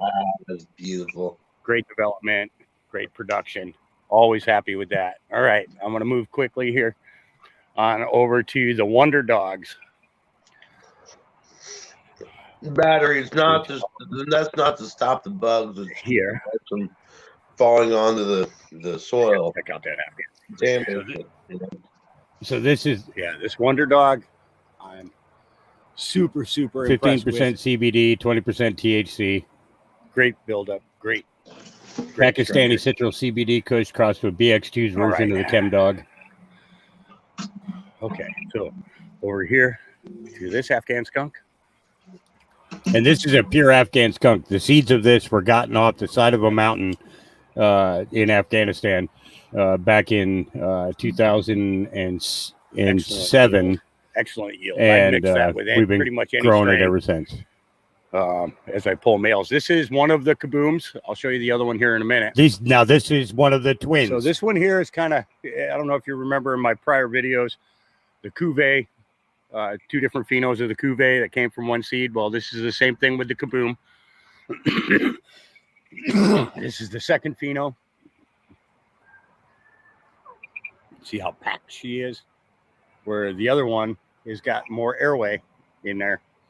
So she'll be done in a few. This is the Quirkle. Another one I'm pretty impressed with. She's been a very quiet plant, kind of trying to stay under the radar, like she's trying to stay out of trouble or something. Beautiful. And those are my nut balls. They're driving me crazy. Oh, so evil, so mean, so vicious. This here is the Dream Beaver. 31.5% THC. Nice. Another surprise. Really like the way she bulks up. Great sleep medicine. It's going to be a really nice yield. She thinned herself out very nicely. Plus, the workers did a great job with her, too. So, excuse the cough there. Beautiful girls. More Wonder Dog. Look at how purple this thing gets. Hey, Hawk, did you say you had some strawberry cough going? I have a strain called the Strawberry 15% Express. CBD, 20%. And what we did was we took the Mazzara Sharif from Saudi Arabia, and Right. we crossed that with the Time Wreck from Southern California. We created a strain. So we created a strain called the A Train. Okay. Yeah. And then after that, a friend of mine, good friend of mine from up in the Portland area, said that he had some seeds of Kyle Cushman strawberry cough. And we got a mail from him, and we brought it down, and we hit the A Train with that. We made the Strawberry Express. Now, up until the point that I was growing the A Train, I was having on an average 13 to 14 seizures a day. Right. Okay. After completing the cross and getting our first plant down, after that, I was lucky if I maybe had 1 or 2 seizures a week. Oh, wow. So it is 100% pure seizure medicine. Oh, yeah, and, for sure. You know, it's Wow. huge difference. But imagine 13 times a day having your fucking head rocked, and try and have any mental capacity, any physical capacity. You're constantly exhausted. You most of the time don't eat or anything because you're dealing with, with this and everything. And yeah, that plant gave me back my life. Really did. Oh, nice. Yeah. That's always a plus, man, for sure. I've actually got two plants of strawberry cough going right now outside. Mm-hmm. So that's what I'm working with. There's my huckleberry. So right now I'm looking at I'm 6 weeks in, about to hit 7 next Tuesday. So we'll see where things go. I'm looking at a harvest time of around like September or something. Either around September 21st or 27th, somewhere around there. Here, I'll do another screen share with you. This give you an idea as to what I really do out here and get you to, be able to understand the extent and the depths that I'm willing to go for patients. There's a screen share there again. And this just gives you a walkthrough as to, what, this is what I had available in June of, this would have been 2017. Doesn't need any sound because the people that are going to see this aren't going to be able to hear it. They're only going to be able to see it.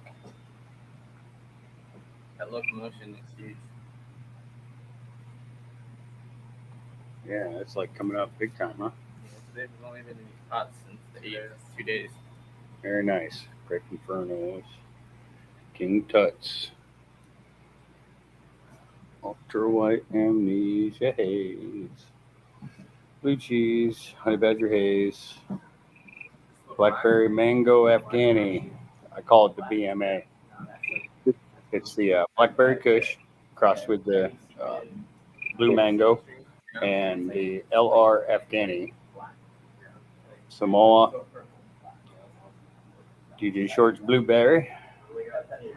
Green Beaver. Bofana. Northern Lights number 5. Wonder Dog. Monster Berry.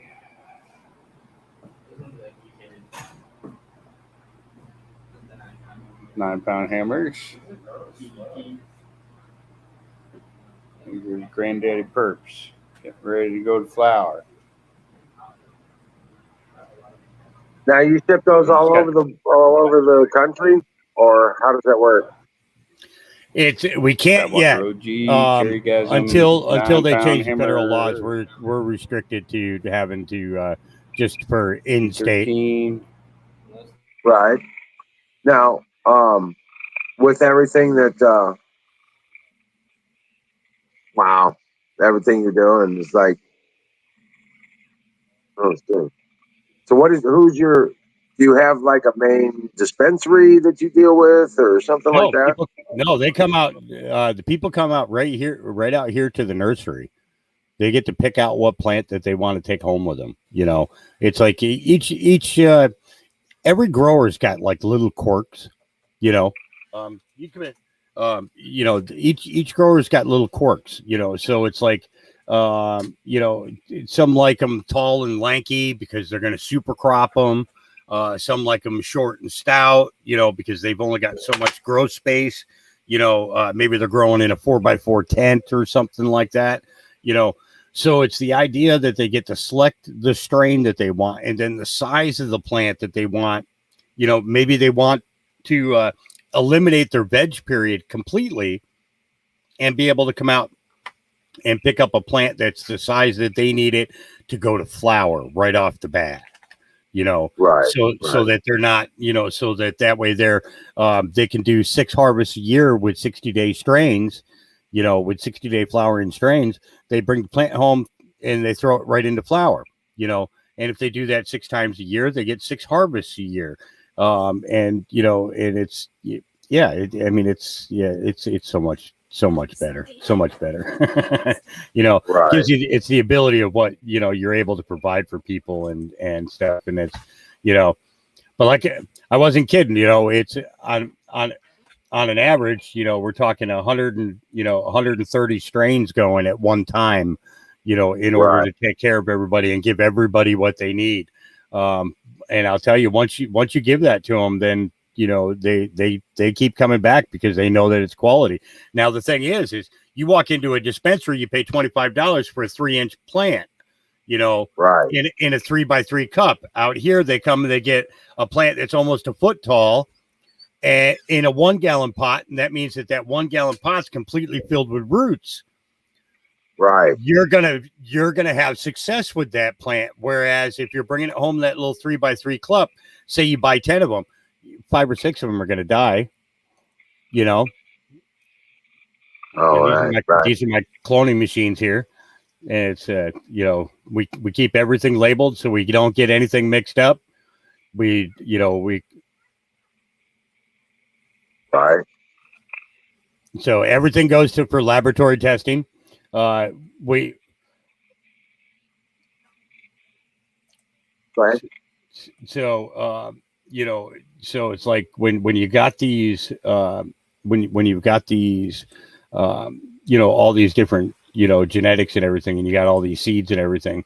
Well, a lot of people are like, well, how do you keep track of what's male and what's female, what's male, what's female? Because one can just turn all of a sudden. Well, that would be a hermaphrodite. It's if it turns on the sudden. But there's a company out here called Phylos Bioscience, and basically the first 2 green leaves that pop up after you plant. Okay, once you get your second and third set of serrated leaf, then you snip off one of those little round leaves, which are the Catalina leaves, and you mash it onto a genetics card and you send it in, and they can tell you whether it's a male or a female within 3 days.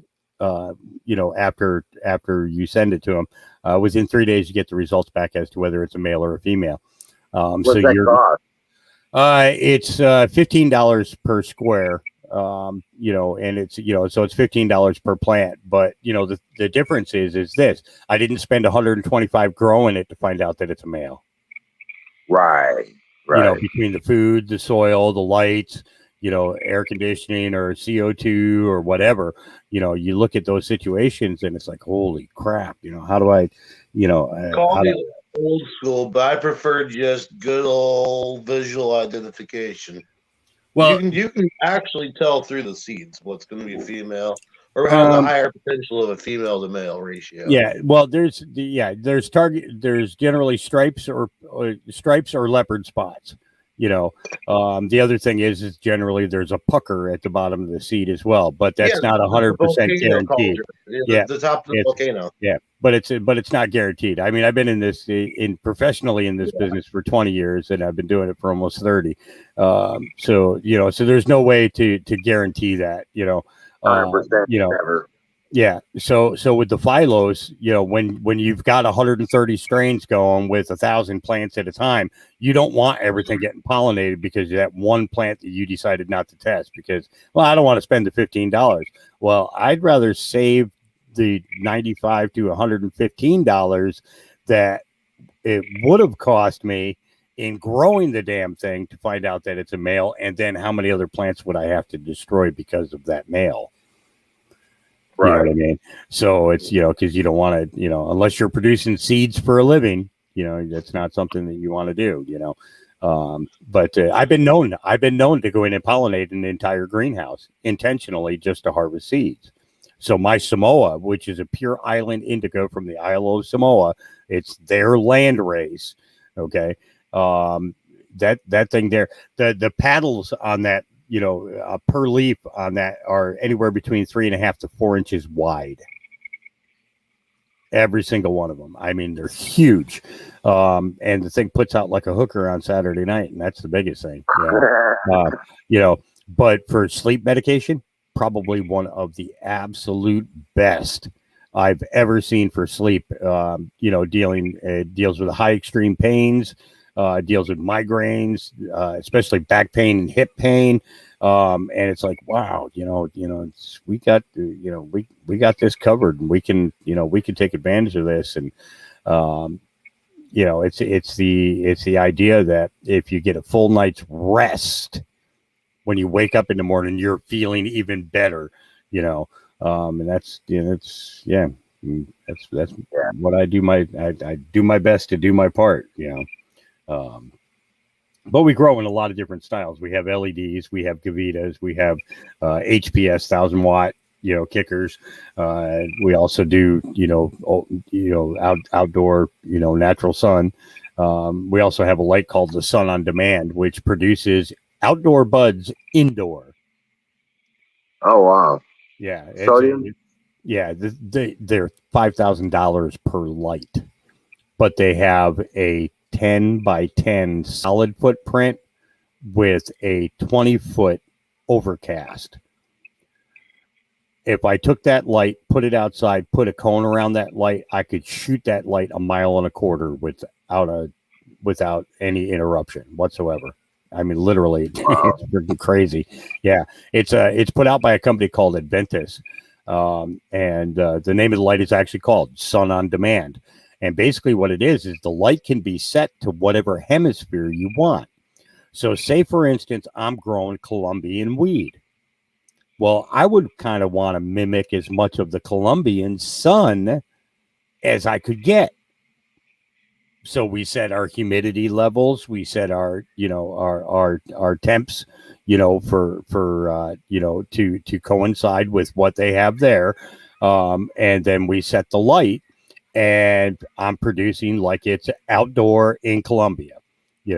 Same thing with my Panama. I ran a Panama Red that underneath that thing, and it was freaking incredible. Panamanian. Again, their hemisphere, how what the temperatures are, what the intensity of the light is there a lot of shadowing, things like that. Hindu, like with the Hindu Buddha, is a prime example. Pakistani, same thing. You've got a lot of mountainous regions, so that means you have low hugging clouds.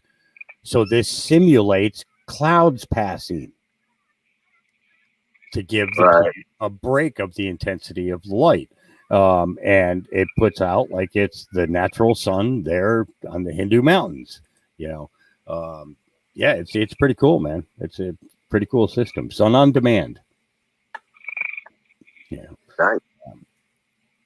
Yeah.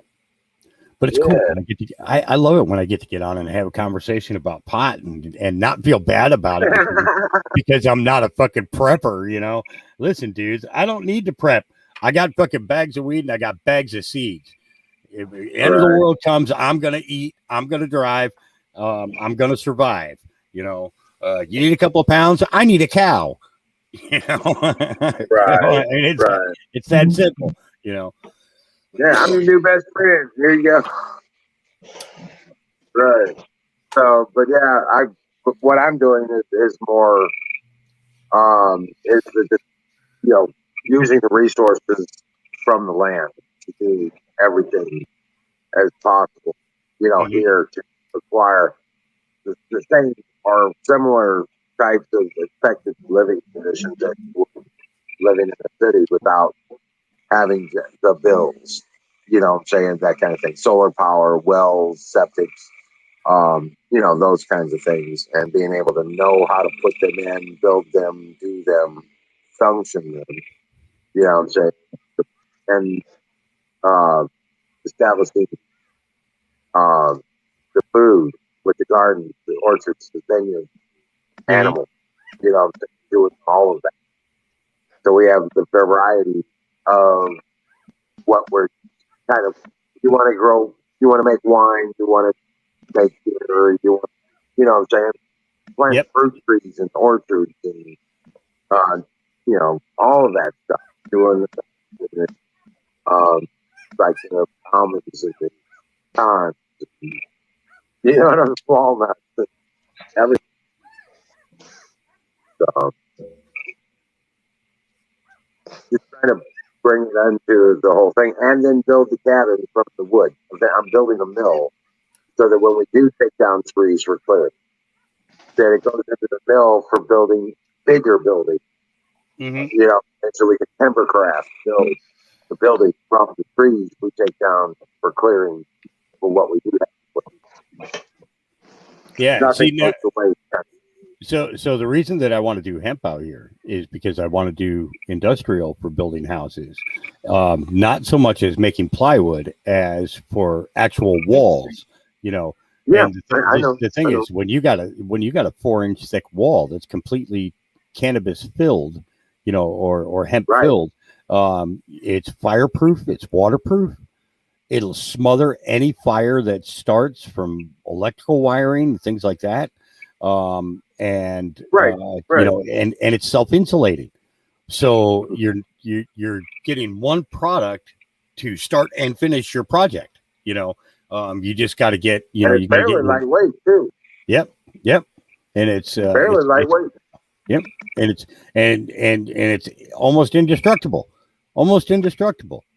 Henry Ford built a car back in 1938, that ran on, 1928, that actually ran on hemp fuel, and the entire car was made from hemp. Was made from hemp.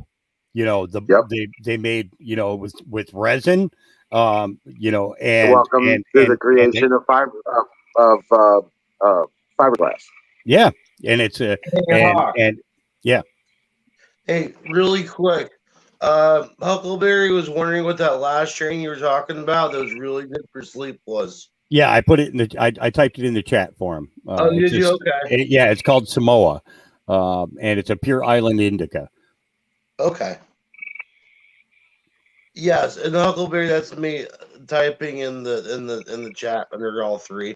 I love physics. Right. Yeah. Especially theoretical physics. That's when shit gets fun. Right. It was funny. I was sitting here watching on YouTube, and I was like, there was one person watching, and then I turned on the comments here in the StreamYard, and I realized, oh, he's hooked up to more than one platform. I was like, wait, I'm the only one watching this and talking to me. No. I was like, that's kind of messed up. We got a big following over on Twitch. Right on. We've had multiple channels get flagged over on YouTube and stuff like that. So most of our regulars are on Twitch because it's more stable. It's usually always there. Yeah. Right. So, but we have had issues with Twitch as well because we're on a backup channel over there right now. But I'm not going to switch back to the other channel just yet. So, yeah, you know what I'm saying? But, yeah. The current strain I am smoking on here is I've got Sour Black Rose and I have Purple Trainwreck. along with little GG4. Well, I've got the last of my Tutti Frutti. Oh, there you go. Yeah.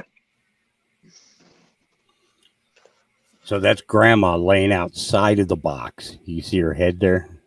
She's Mhm. sad. She's sad she can't play with the puppies yet. I'm serious. Every time I tell her, Jelly Bean, you can't go in there. You can't. They're not ready yet. Jelly Bean, you got to stop. And it's she wants to play with them so bad. They're not big Right. enough yet. You know? Oh, that's so awesome. That white one's hungry as hell. He's fighting to getting the teat there, right smack dab in the middle of that pack. Wow. She did real good too. She had 13 of them. We ended up losing Wow. 2, Yep. but she had 2 white ones, and we lost one of the white ones, and then we lost the runt, little black runt. But I'll tell you, she did awesome. She did awesome. She was eating them CBD dog cookies as quickly as she could get them too. She's like, make me feel better, Dad. Make me feel better. So Right. yeah, I make CBD dog treats. You know, and Nice. you know they're awesome for the dogs. It's getting leg injuries and stuff like that. If you got a dog who's chewing incessantly, these dog treats can get them to stop. It's like once they start eating on these dog treats, the fleas and stuff they stay away from them. They just the fleas abscond. They get the hell out of there. So giving them the cats and dogs is freaking crazy, because the fact that they go from chewing and ripping their skin apart, tearing their hair off and everything to being a dog and a cat again. They're not paying attention to that, and they're always sad, when they're dealing with that. So Right. what's up there, battery powered? Yeah, what's happening, battery? Just trying to stay cool. Battery. Dodgeball is not violent, especially when you're using the foam balls. Actually, no, I take it back. It gets more violent when you use the foam balls. Because you're mad that it's not hurting and you run over and knock them down and everything. Yeah, Right? I remember those days. Plus, you can't have elementary. It's funny. I remember when dodgeball started. I think I just told my age. Right? I had a routine down, man. I could hit. They turn around as soon as you look like I'm gonna throw at them. They turn around or dodge, and then as soon as they dodge, I throw the ball, bounces off them. I catch it again, and then another guy. One time I did that 3 times in a row. Pop, pop, pop. It was badass. Yeah, no, the dodgeball. Yeah, that was. Oh man, I kind of want to bring some foam balls now, and we have a big giant dodgeball game. Nationwide. Yeah, that'd be kind of cool. It'd be funny to see, especially if we're all high when we do it. Yeah. Right? Well, guys, it is officially over 100 degrees. We got 106 today, right now. Yeah, we were 112 here. 112 here. Congratulations. It's almost 8:30 p.m. Yeah. Wow. Now, what state are you in, Battery? I'm in Oregon. Oh, okay. So what part of Oregon are you? Portland. Just south of Portland.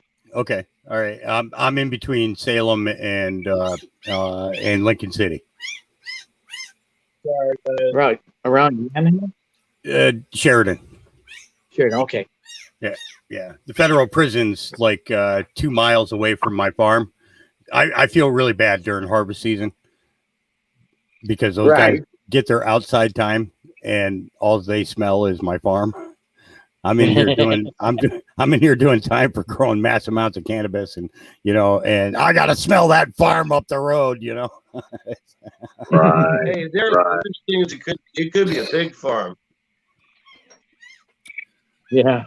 Yeah. Yeah. I'll tell you what. It could be a chicken or a pig farm. the federal prison here in Oregon actually provides all the vegetables for all the schools in Oregon. They have the largest greenhouse set up in the state. I mean, it's incredible what they have out here. And man, if they turn that into a cannabis producing, nobody would be able to compete. You know, They would have the inmates sampling. well, of course, you know, you got to know that it came out right. You know, you can't give anything away until you test it. You got to test it on. Got to do the human testing, then laboratory testing. And pruning must be done. So guess what? Knowing Oregon, they would give it to the schools. Yeah. So I lived up in the Portland area for quite a few years. You know, when I first started my business, I'm not I was selling clothes. Clones. I was actually homeless at the time. I was living up in Zigzag. I was hiking down every day down to Portland. I'd get down to Calamity Jane's there on you know, place. and I would catch the I'd catch the bus coming down into, you know, out of Sandy, and right. And this friend of mine, you know, let me use a 4x6 closet in her basement to grow my clones in, you know, and that's how it all started. You know, 9 years ago, I started, selling clones out of a 4x6 closet. Now I'm on a 30-acre farm. We earned every single acre. You know what I mean? You know, over the years by doing the right thing. Calamity J's used to be an ice cream parlor. Yeah, it's a family restaurant now. I mean, great food. It was feral many years. Yeah, it was. It's on Paul. Well, this one here is on the main. I don't remember the name of the friggin' or the number of the highway going up there, up to Sandy from Portland. You know, you go up through Boring up in there, and it's been so long since I've been up there. But it's Highway 30. Yeah, there you go. Yeah, and you know, it was, you know, Powell Boulevard. Yeah, straight up Powell or hey, it's not your turn to talk. Go outside and play. Don't have the talking stick. I'm waiting for it to cool down enough because I've got 11-week-old puppies that are out there that need to get out for a run. But I couldn't take them out when it's still over 100 degrees like this. So, yeah. And tomorrow's going to be worse. They're expecting 115. Yeah. So that means it'll be about 122 to 126 here. So, it's how many days of freeze did you guys have up there? We had 14. 3. Okay. So you're going to have 3 days minimum of heat like this. And I'm going to have a minimum of 14 days like that. Yesterday was over 100. Yeah. And I'm completely worried I'm going to lose all my plants tomorrow. Water them tonight. I will. Put a little bit of Canazyme in there, you know, root enhancer, root cleaner. Let me think if I can think of just feed them tonight. Don't miss the plant during the day. Let them things absorb like solar panels. That was the only thing that kept them from wilting. Yeah. See, mine are out there, and they're they actually, I could swear that they've grown a couple of inches because of this damn sun. But I'm also in 100-gallon pots, you know, and my plants are about 6.5 to 7 feet tall already. So, what in my garden, the plants that are suffering the most are my hydroponics. Oh yeah. It's and see, I actually do some hydro in my greenhouses. So, yeah, I know what you mean there. But we have cooling systems in the greenhouses to deal with that. Yeah, I don't do hydro outdoor exposure primarily because of all the animals that we have. they would be into that water. They'd be drinking up, going over, slurping up nutrients and things like that. I have 24 German, I have 24 German Shepherds out here, so it's closed off. Yeah, it's it's gonna be interesting next couple of days to see what happens. Hey, battery, I'm telling you, I'm surprised we have not lost power. Take some 2x4s. Take some 2x4s and cut them in half. Build you a stick framing from the house to the fence and cover it with plastic. White, translucent plastic. And you won't have that issue any longer. Yeah. Or you could get some shade cloth. They sell it over at Lowe's and Home Depot both have it. I have no way to put it up right now. Yeah.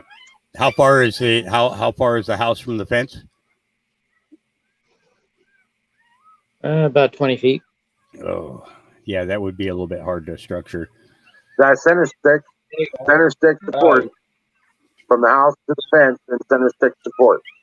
Yeah, that would definitely do it. Kind of like, almost like an A-frame, And then run your dolmens all the way across those, and at like 36 inch, and then plastic over the whole thing. I have two fruit trees that we don't have a place to plant them at the moment. And one's a cherry tree, and it is just suffering big time. Yeah, I don't know what happened to my black cherry tree. Just decided that all of its leaves turned brown. It's the only tree that did it. I don't know what the hell happened, but all the leaves turned brown on it. Yeah, if it's a cherry tree, I would move it into the shade. Well, I moved it to where it gets afternoon shade, which afternoon is the hottest. Right. Yep. It's and then saturate them at nighttime. As soon as the sun goes away, go out there and soak the soil. Let them drink up everything that they have, and they'll be stronger tomorrow because of it. I did that, but this tree still turns brown, and the cherry tree next to it is 10 feet away in my orchard, and it's like that one's doing beautiful, and that one's perfect. You know what I'm saying? I think something got to the root. Could be the quality of the roots, yeah. Yeah. I'm not sure, but boy. But if you lose a cannabis plant and need to replace it or anything, just give me get in contact with me. It's I have plants that are about 3 feet, 4 feet, 5 feet tall, that are in 25-gallon pots that are easy to transport home. You can replace a plant in a heartbeat. So yeah, no, Sausage Gravy Biscuits has got us pretty well covered to take care of. So they hooked us up quite a bit. Are they sponsoring you now? Huh? Are they sponsoring you now? We're brought to you by Sausage Gravy Biscuit Farms. .com. .com. Oh yeah. Hey, wait. Yeah, the reason I thought you were from around Yam Hills because that's kind of a hub for the hippie community. Right. But Don's a seed purveyor. Wiz, I just got an update from Canoes. Yeah. Apparently, we're not leaving tomorrow. We're now leaving Tuesday. Oh shit. Yeah. Battery. I dropped my number in the private chat. Apparently, it just grab it. Things got a little crazy with the rain and the humidity, and he just wasn't able to get things done today. Right. Well, it's understandable, but inertia. That's okay. I mean, back it up one more day. Right. Yeah. That's okay. It's going to be raining here when you get here. Right. But it only rains for a little while, and then it goes away. Then it comes back. But yeah, it makes it difficult to get certain things done.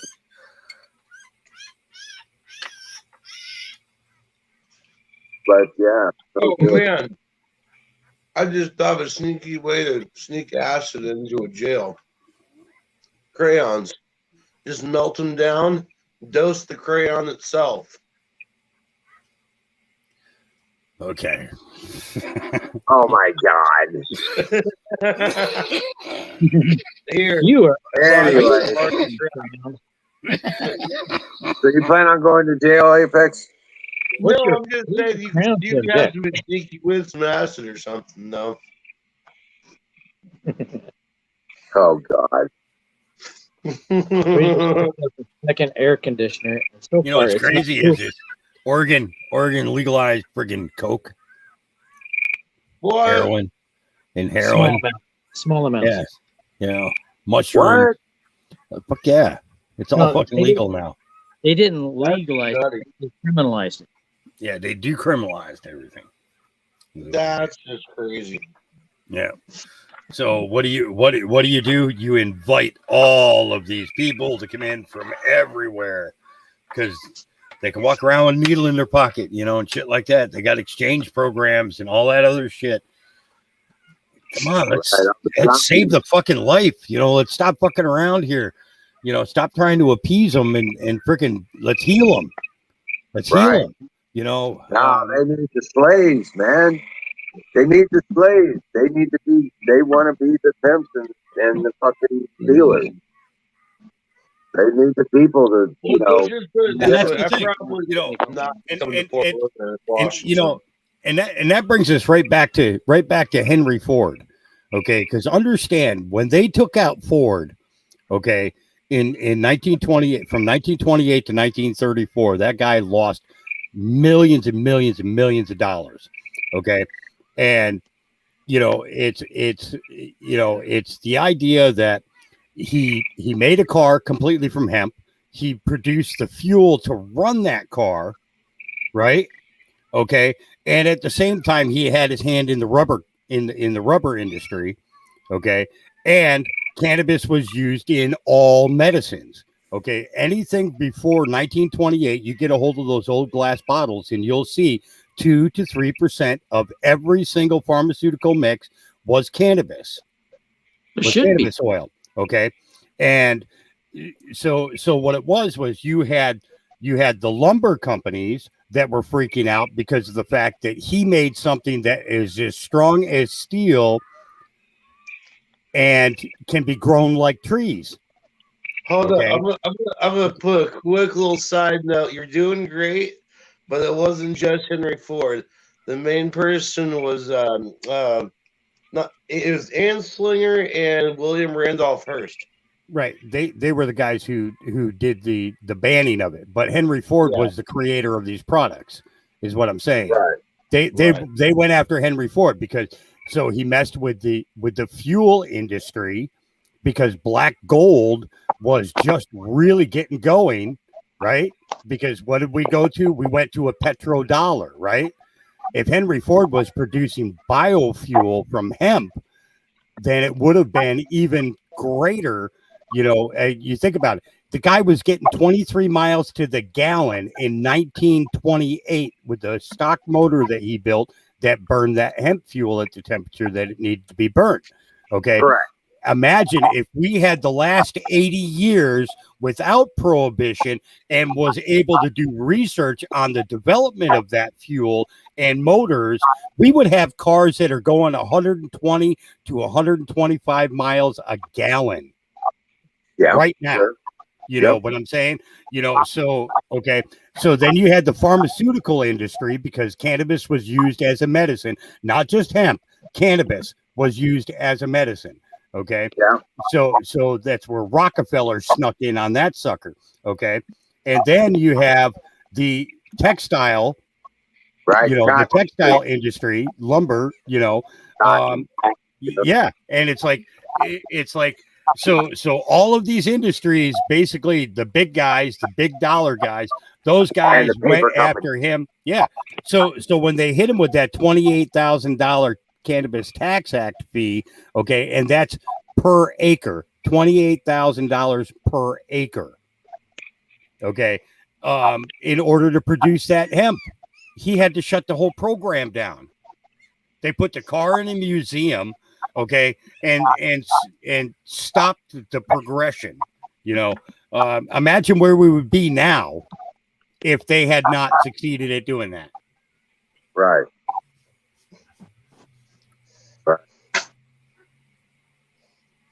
That's the same with Tesla. Yep. Yep. And they stole everything that man had. They stole everything. You know, what they did to Tesla was, you know, I would dig those motherfuckers up out of, excuse my French, but I would dig those motherfuckers up out of the ground and make them stand trial and kill them again. Okay, for what they did to that man. And not just that they took everything, they turned him into Frankenstein. Yep. Yeah. You know, and He was the story of Frankenstein, is what they did to him. and what this Joker is doing to Tesla's name now, you know, Elon Musk, he's destroying Tesla's name, destroying it. In what, you know, what Tesla was really about, you know, and it sickens me, you know, we constantly see it. We have people who come up with, you know, medicines and shit like that can really help people, and these pharmaceutical companies are, no, we got to make the buck. We got to make the buck. You know, look at those guys who invented insulin. They wanted it given away. They never wanted any patient to have to pay for that. You know, and what did they do? They made it a $700 a month. Suck it out of your, you know, out of you know, $700 a month per person. Yeah. You know, and we have millions of people just in the United States alone that are paying that per month. Right. It's disgusting. It is. I need to make a correction, really. Not with anything that's being said. Not even a correction. I just need to call Ryan Bardwell really quick. Brother, you were right. I should have changed the strings on this thing ages ago. Our singularity's taken off. Oh no! What? I used to play years ago. I played pedal steel for quite a few years. Had quite a few 12 strings and a couple of 6 strings. Yeah. Now I make flutes. They make me a nice cold drink. Yeah. I make them out of PVC. Flutes? Yeah, it's actually kind of cool. You'll make something new. I'm gonna have a Mountain Dew margarita. Hey, I had one of those. It's not too bad. Okay, Wiz. Gotta find What's ice. up? Uh-oh. Thanks to my daughter, I just got all 14 things of fudge done. Oh, wow. Oh, my God. Awesome. There is 4 of the peanut butter fudge. Right. There's Killing me here. of the white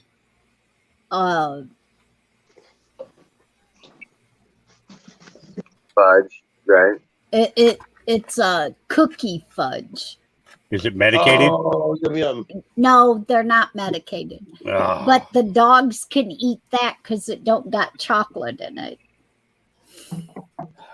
And then, so they got peanut butter fudge and they got like a cookie fudge stuff Oh, because wow. it's made with the evaporated milk.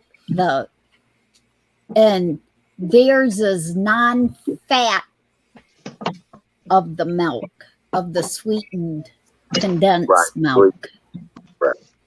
I made chocolate ice cream without any chocolate. How is that a possibility? Ooh, don't even. What I put together didn't taste chocolate until I added broccoli. Until you added broccoli? I feel like that's not chocolate. Right. But then I made 4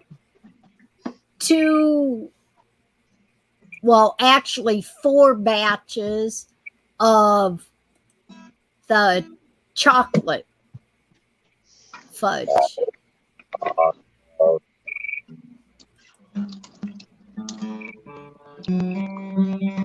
Glad What dog. else? Tell her thank you for all of us. I will. She went upstairs and she said that when I'm down there that she wants to get online, so she'll be using the computer and checking on me. Awesome. There you go. Yeah. Deb's asking, does Kimmy sell her fudge? I don't sell it, but I guess I could. Yeah, you could, I guess. Sell it as fudge that's safe for dogs. Yeah, because all it is evaporated milk and peanut butter chips, or this time I made it with the peanut butter Reese's chips. But sometimes I actually make a frosting with peanut butter and make it into the fudge. This time I didn't do no frosting. Oh, okay. Okay. So it ain't gonna be real sweet. Oh, okay, okay. I like really sweet stuff, so that's my thing. Yeah. I never did. Oh, when I get down there, I have to show you how to do it. There you go. Imagination's taking off. Explanation's taking off. All right. See you later, bud. Take care, man. Dream well, Patriot. All right, have a good. Oh my gosh, my tequila's.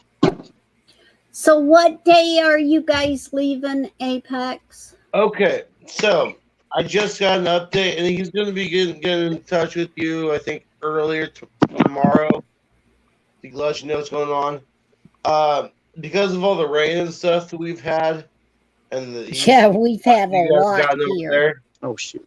Okay. we are apparently moving it up one day. So Tuesday, I'm coming out. Yes. Okay. Yeah, but he's gonna call you in the morning or something and let you know what's going on. Okay. Or if he's on later on and stuff, he'll let me know. Yeah, yeah. Okay. Yeah, I got everything but the fudge in my suitcase out in the camper. I got Ryan's, thank God, I got Ryan's truck started and got it moved from in front of the door of the camper to where now it's easy to load the camper with the stuff. Nice. But his guitars and everything is all out in the camper, ready, and his keyboards. Right. And then my tent and stuff's all out there. Because like I said, with this house and the dogs, it's a lot easier to put it out there and get it from out there than trying to run around the house and find everything. Right. This tequila is delicious. It's fully. Espelon. That's below. So now all I do is I gotta figure out where I'm gonna put all the fudge to bring in. Right. You're gonna have to put a little cooler in there. It's temperatures. Don't put it near Ryan. Oh no. All right. Well, I gotta get out of here. I gotta go cook dinner. But I figured I'd pop on and say, Thanks hey. for coming by, Hawk. Absolutely. Absolutely. Yeah. Check these out. Dinner. Yeah, I finally got notifications, so it's the first time I actually got a notification that you guys were live. So Rock on. I must have clicked something right. So, Don't but- count on it for lasting long, though. We but have, hey, I want to thank you. It's great to be able to get onto a onto a show and be able to talk about cannabis the way that we did, and I appreciate being able to do that. That's where my heart really is, and the ability to give people back their lives through a natural means is super important to me, and Right. I appreciate the platform to be able to do that very much. Thank you both very much. Well, we're all smarter about the subject that you talked about. I guarantee. Yeah, and right. I've been taking notes. Well, that's I'm gonna the have to thing. get in touch Learn with something new every day. Exactly. Hey Hawk, I'm Yeah. gonna have to get in touch with you, bro, because I'm actually looking at putting. I've been doing this.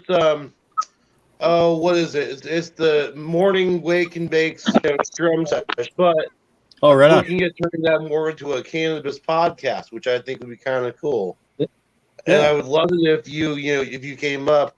It's right now. It's just me and Don T doing it around 11 o'clock in the morning Eastern. Yeah, just send me a message. I put my phone number in the private chat there, so Okay. write that down and just give me shoot me a text. Tell me that you're going to go live. What the topic is, and if I can get away from what I'm doing here on the farm, then I'd be happy to hop on. And I won't be able to stay long during the day, but at nighttime, that's nighttime I got more time. Daytime, that's totally I understandable. yeah. Yeah. So, but yeah, that'd be cool, man. Yeah, absolutely. Right on. So, all right. Hey, Battery, it was nice talking to you. Battery, I hope you wrote the number down too. If you have any problems, if you end up losing one of your plants because of this heat, get in contact with me and let me know. We'll get you set up with another one. Absolutely. It's about taking care of people. It's not about getting rich. Another what? Well, if you end up losing a plant because of the heat, and you need another plant that's ready to go. Oh yeah, he doesn't grow those plants. Oh, I thought he said. doesn't said. Oh, it must He have been needs your to put voice. that knowledge in plants. It must have been Yeah, it must have been your voice talking about growing pot when he first came on the screen. Because I thought he was growing pot. I thought he was growing plants, and you were growing other stuff too. No, he don't do that. No, I did. I was the one talking about that. Yeah. Okay. Well, you're in another state. I can't help you. The state of confusion is too far away. It's too far away. Oh, this guy's look at this guy. Look at the bong he's got. This is my mountain. Oh yeah, that's Dave. Oh, Dave, what's up, brother? See, now I'm gonna have to hang out for a minute because I got to see a rip on this one. Fire in the bowl. Oh, Fire in the bowl. Hell yeah! Oh, wouldn't it be cool if you had a bong where you when you inhaled? It screamed like that. Yeah. Call it a screamer bong. Brought to you by Sausage Gravy Biscuit Farms.com. .com. Oh, right on. I gave him a sticker today. Oh, that's nice. Yay! Should go right like on here. Oh hell yeah! For me, it's Mountain Margarita. That's All where right, guys. Apex is. I'll catch you guys later. All right, Doc. God bless you. Stay strong and dream well, Patriot.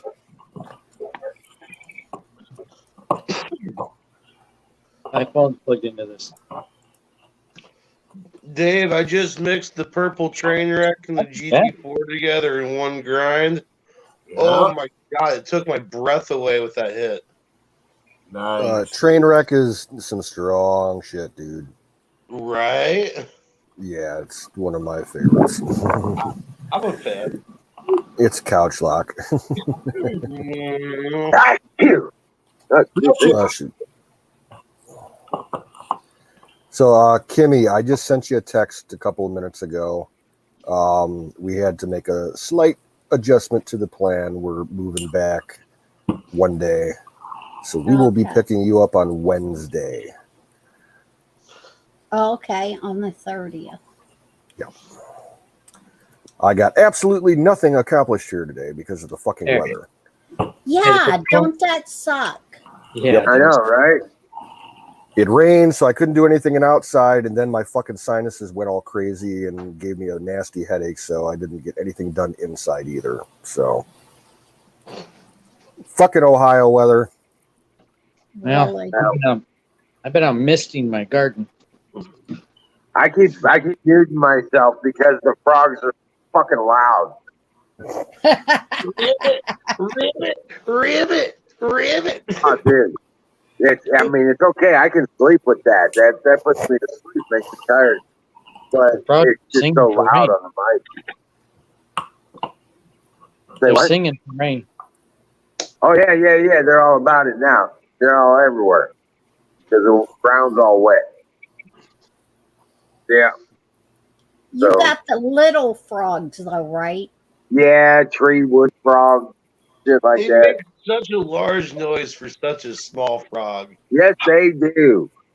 But it's okay because if they weren't doing it, the crickets and the crickets and stuff, they grasshoppers and stuff like that, they get noisy. Yeah. Yeah. If the frogs ain't doing it. My But wife. it's really weird because when the frogs start singing out like that, the turkeys come around. Right? Oh, really? Yeah. Duh. It's really weird. No. When the frogs start singing like this, the turkeys will come up on the frogs. I don't know why. Say what? Snack time. Oh, Yeah. Break out the deep fryer. I don't have Apparently, no I've got to put weed milk on. I have no power. That's what the turkey said. I'm experiencing a pie famine to the drought of pie. I can hear frogs coming from my bone.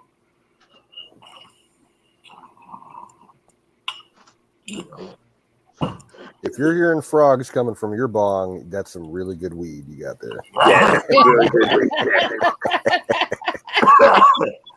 You gotta bring some of that down, right? Pass some of that shit over here. What'd you Yeah, froggy.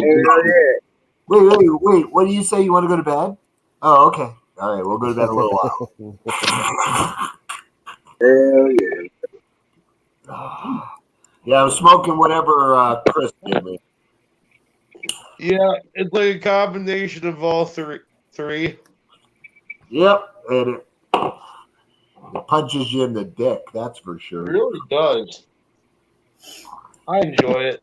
But it doesn't. I haven't been able to get back out to the tobacco because it started raining before. Because I got to wheel the $2,100. I used to have a air compressor out to the backhoe, and so I can air up that tire because it's too big for me to run an air hose that far. I don't have enough air hose to reach it anyway. But I've got to get that big tire aired up. Hey, Wiz. Yeah. I used to have a backhoe, but she got mad.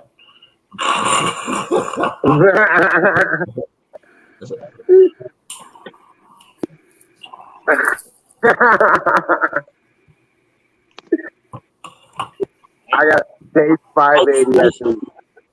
I swear to God, these reality TV shows are getting so disgusting.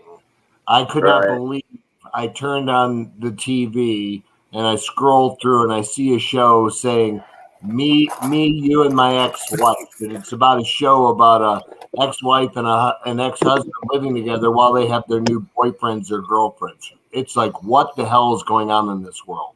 Seriously. I haven't turned on a TV in over 2 years. I couldn't even tell you what kind of shows are on now. I got my Gaia friggin' subscription. I'm happy. I don't even have one up. YouTube. Yep, same here. All mine are disconnected. Well, you want to see Guy? I'll give you my password. You guys can watch it. It's pretty good, actually. It's got a lot of information. You think you're missing the boy, bro. I probably Try am. not to watch TV. Now, TV and that It sort of melts your brain, entertainment bro. is not. It's in the much. No, Yeah, TV and that sort of entertainment. Yeah, documentaries. That's what I like to watch. I don't like to watch stupidity. I like to learn shit you learn from. So that's pretty much it. Yeah, TV and that type of entertainment just doesn't go along with my lifestyle. Right? There we go. I ain't got time for a bunch of bullshittery. You know what I'm saying? And I don't want to be programmed, so I don't watch it. Yeah. Yeah, I agree with you on that aspect. They've been doing that since the day TVs were turned on, so it's more or less. Yep. Ryan's computer is my TV. Yep. That way I can get the old shows on the computer, the ones that made sense. Right. TV channels over the air that show the old movies. So always remember, folks, for your survival kit, you also should always have a 56K modem still in your inventory. Yes, in your inventory if there is a magnetic whatever the fuck or basically EMP. magnetic pulse, the analogs will still function. So you always want to have Yeah, communication. it doesn't make sense, bro. I'm just gonna try to tell you. If an EMP goes off, that circuit board's getting fried just as much as any other computer. Yeah. No, the protocol that old-fashioned modems used was an analog signal and not a digital signal. Was it? Correct. Everything's just all my bad. Yeah. So Yeah, a modern modem like a cable modem or DSL that'll fry, but They'll 14.4 through 56K yeah, the will 14, work. the big. I've got a big block. You know, the big. I call it the big shoebox. Yeah, I still have one of those just for the what in case, because the wires will still work. You know what I'm saying? For telecommunications, it's just the old servers. If they survive, you can still get online. Yeah, I mean, in one way, shape, or so that's why I always say try to find them, get them, and just have one just in case. Just in case.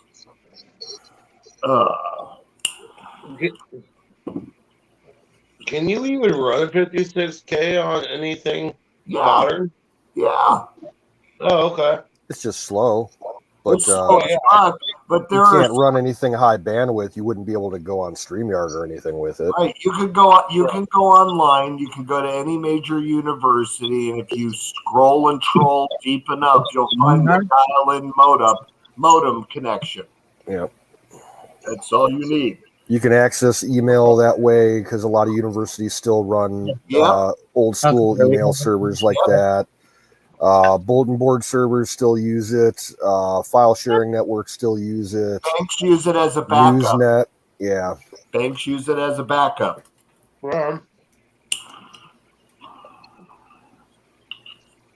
So, conditioner right next to me. It's not cooling very well. Well, I have learned something new, I guess, about old technology. Good air conditioners in the bedroom. Yeah. I don't want to go in there yet. I still haven't put my AC in yet. I'm not planning on doing it this year. I'm just going to suffer. Keep my electric bill down. I even still have I still even have 10 Nextel phones. Oh my God. Just to keep them because they are, 200-mile walkie-talkies. Mm-hmm. So, that's pretty much what they were. The phone part's still analog, but whether that works or not would be questionable. But the walkie-talkie portion, if you created your network properly between phones, will be able to talk for 200 miles. So it's pretty cool. Do they still work? Yep. I was part of the design team when we built the corridors for Nextel. We established the cellular network here in St. Louis. I was on that development. Yeah. Singular became Sprint. Sprint became T-Mobile. It's still all the same thing. The Nextels will communicate. The phones will. If I power them up, they will talk to each other. They will. I can't use the phone because I don't have, you know what I mean? I can't use the phone part. However, I can use the walkie-talkie part because you can network them together through that pipeline. So, which is why I keep it's a prepper thing. I just kept them just because if I can find them, I grab them because they're easy to program and they're absolutely the best walkie-talkie I've ever made. Right, and they're actually secure channel too. Yeah, they mixed. Was it BlackBerry technology with the regular crystal technology? Crystal technology. So, which was awesome. You couldn't have gotten a better phone. I wish the company would have been around still. You know what I mean? Still, because that was a damn good. Hold on a second. I got to refresh my. We're going to walk in front of it. The cool air. I liked it that I was able to walkie-talkie my friggin' dad in Chicago from Florida. Wait, you use the Nextel phones as walkie-talkies? Yeah.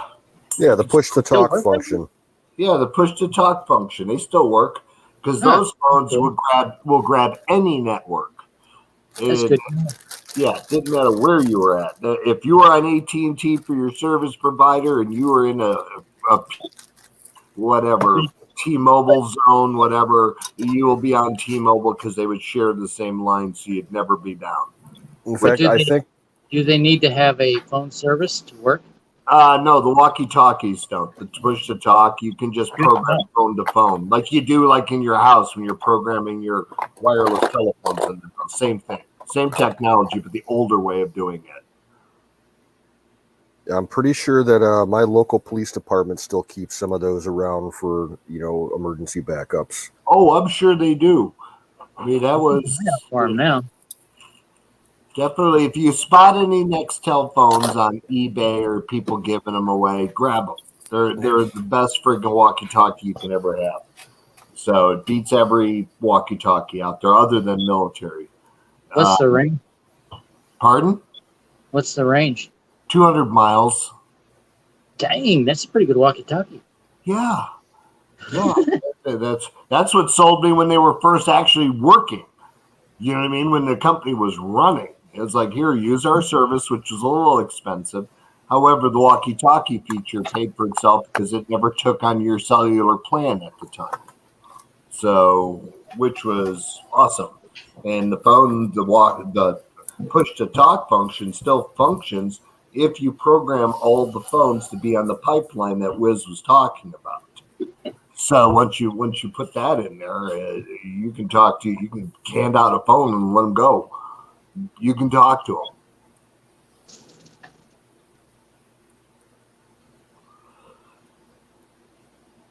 Yeah, clean hand that had cooking fish on it, kind of baked into the surface. It's copper. It'll come off. Yeah, but the way things are going now these days, you can't be unprepared, just in case.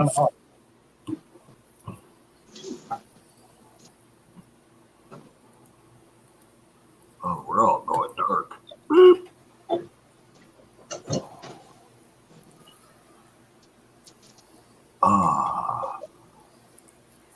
So, Kim, are you excited? Yeah. Cool. Well, it's going to be nice to see everybody other than here. Is there anything that you don't have, Kim, like camping gear wise, that you still need to get?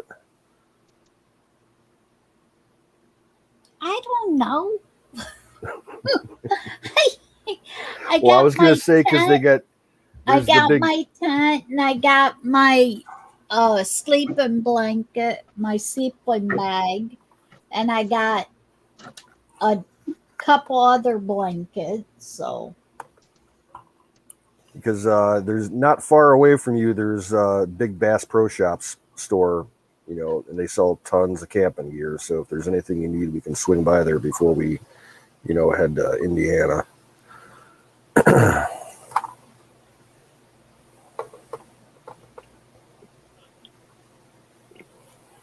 Yeah, the way I'm thinking, guys, is since we are now officially another day into it, I'm thinking we'll just kind of once we get back into Indiana, let's just stop and chill for like an hour or two, and then get back on the road and just start heading on down to Wiz's instead of camping out for the night.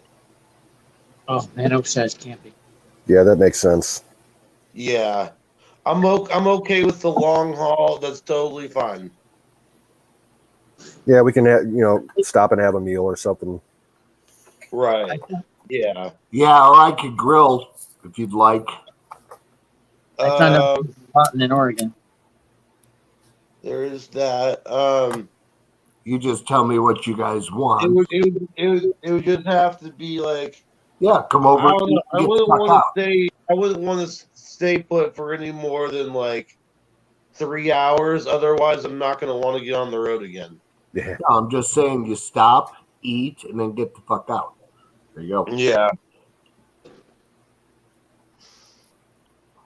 I can fire up the green egg.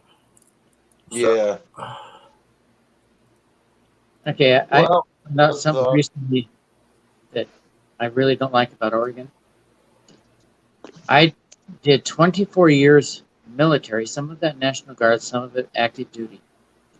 And unless I have 25% disability, I have to pay $23 for a fishing license, and I also have to pay for a hunting license separately. That's annoying. That's your liberal government for you there. Yep. Screw the military. Oh, and they had the COVID vaccine lottery. Yeah. Excluded military vets. Well, there was a reason for that, because the military ordained that Pfizer and all of the others were ineffective in comparison to Johnson & Johnson. So they were basically trying to keep it into the J&J mode, not the other ones. So that's the only reason why they did that. So the VA stepped in. The VA stepped in. I thought it was just Washington, but Oregon's doing it too. Mm-hmm. If I was to get that stupid shot, that vaccine, it wouldn't be at the VA. Oh, no. I do not trust them. No. When I was stationed at Fort Lewis, we had Madigan Hospital. They had the most complaints of any hospital in the world. That's some good medical, huh? Well, the VA in Cleveland ain't that much better. We had a guy in my unit that broke his leg, the lower part of his leg. That sucker was bent in a really bad way. Oh, wow.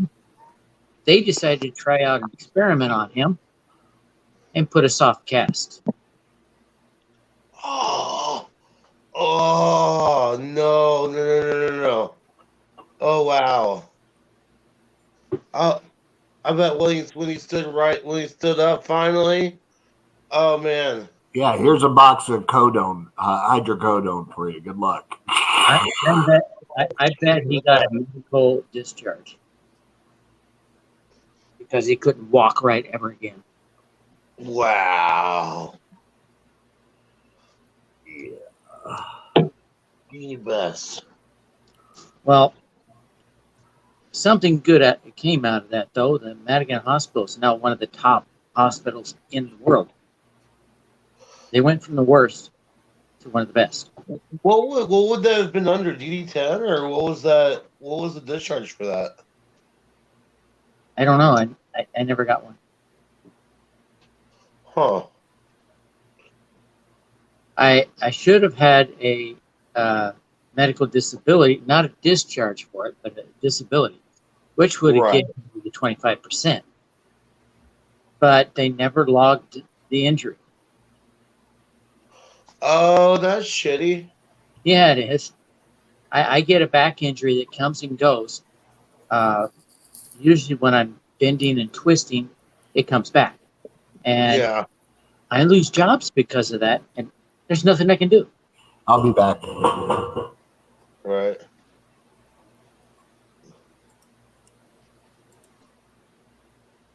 Huh.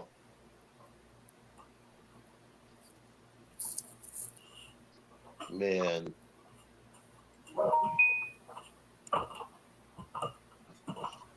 Who's got the Well, beep? there's Win's phone. You know, even though I got screwed over by the VA, Right. I still show my pride in the nation. We have the best country on earth. And do you see that Olympic athlete? Oh, the They- one that wants to burn the flag on if he wins first? They Yeah. played the There national better be anthem. a fucking She turned her sniper back. in the goddamn crowd. I'm just saying.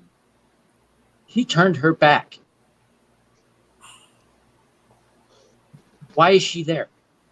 Right? If she's not going to represent her country, she should not be there for our country. Right.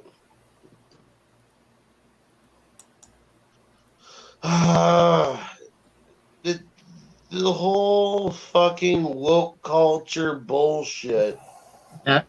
is really, really starting to piss me the fuck off, guys. Silver lining in that episode, she took third in tryouts. That's funny. She might get eliminated. Good chance. Good. I hope so. And you know what? She looks bigger than a lot of men I know. I thought she was transgender. If she was transgender, she wouldn't have took third. No. She would have took first. What it is that let's just be honest. Chicks are naturally, I think, better at BMX than a lot of guys. Better at With what? guys, well, we have nuts to worry about. Let's just be honest. Okay, we have a bigger fear of. Okay, she was swinging a shot put. Shit. I agree. BMX should not be an Olympic sport. Skateboarding and snowboarding, though, I will say, should stay. Well, there are some sports that could be co-ed. Well, right. But that's not how the Olympics are run. No, Unfortunately. they need to look at that though, and a lot of the physical stuff should not be mixed. And I don't. There should not be any transgender from male to female. Yeah, that's kind of bullshit as well. Hey, Saul, guess what? Fuck Nice BMX. background. I'm a wood pusher for life, bro. Nice background, Apex. Thank You you. got a booby background. Do you like my mouse ears? Mouse ears. Yeah, I'd like to get a hold of some mouse ears like that.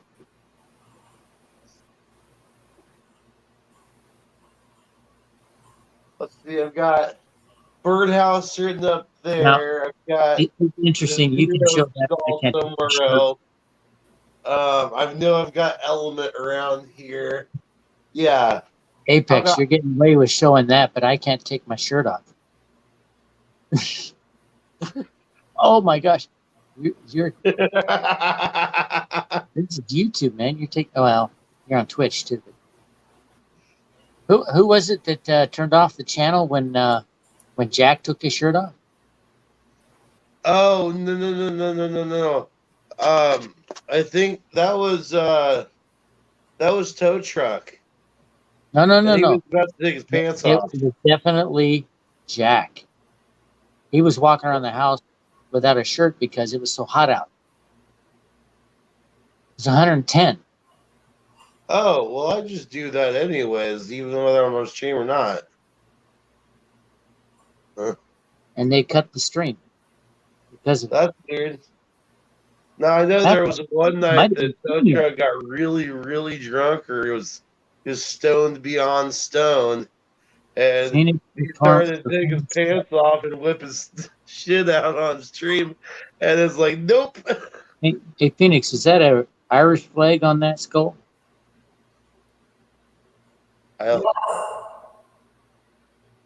He says yes. Oh, okay. Oh, there's. Wait, are you upstairs right now? Yep. That's why I hear the echo. Are you in Phoenix? No, he's across the street from me, bro. Phoenix is in the bird. Yeah. Phoenix Performance is the company. This heat we're getting, it doesn't bother me as much as it bothers my wife. Do what? This heat is not bothering me as much as it bothers my wife. Bro, I can't deal with the heat. I cannot sleep in ball soup. I'm from Arizona. Well, there's that. Colonel Shaw is in the house. Salute. Hello, sir. Hello, Colonel. Hey, Colonel Shaw. Oh, Dalek, you listen to the shit on. That's hilarious. When I'm late to the stream for taking a shower, I'm listening to the stream in the shower at the same time too.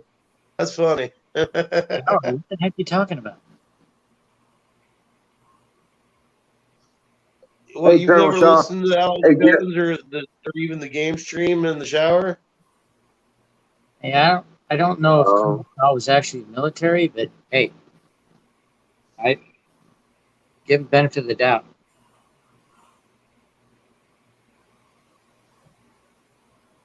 Ooh. So, sorry about the frogs. Ribbit. Colonel Shaw, were you colonel in the military in your country?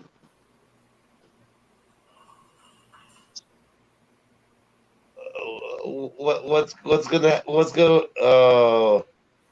Skull, why are you telling us this? Do you need someone to hold your hand, sir? No. TMI. Do you need someone to hold your hand? Or why somebody go with you? Echo pee. I know two of the ladies disappeared the other night.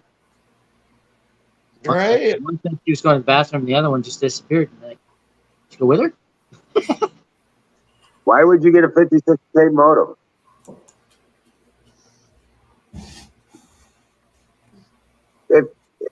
Listen, it's not going to do you any good if you can't power the fucker up. No, Colonel Shaw.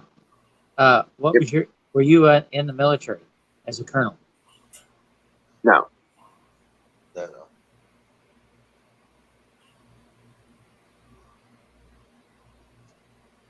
I was Staff Sergeant, Air Force. Or as the other branches like to call us, Chair Force. Not Chair Force. Yeah, I know about Chair Force. Yeah. Although when I was in the Army, I was helicopter crew chief. I was flying all the time. And then I go to the Air Force, and now I became a ground pounder. Is that messed up or what? I was more Army in the Air Force than I was in the Army.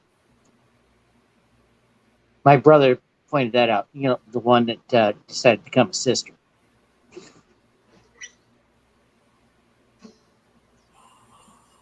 Well, it's not going to do you any good, Dalek, unless you have the power to power it up.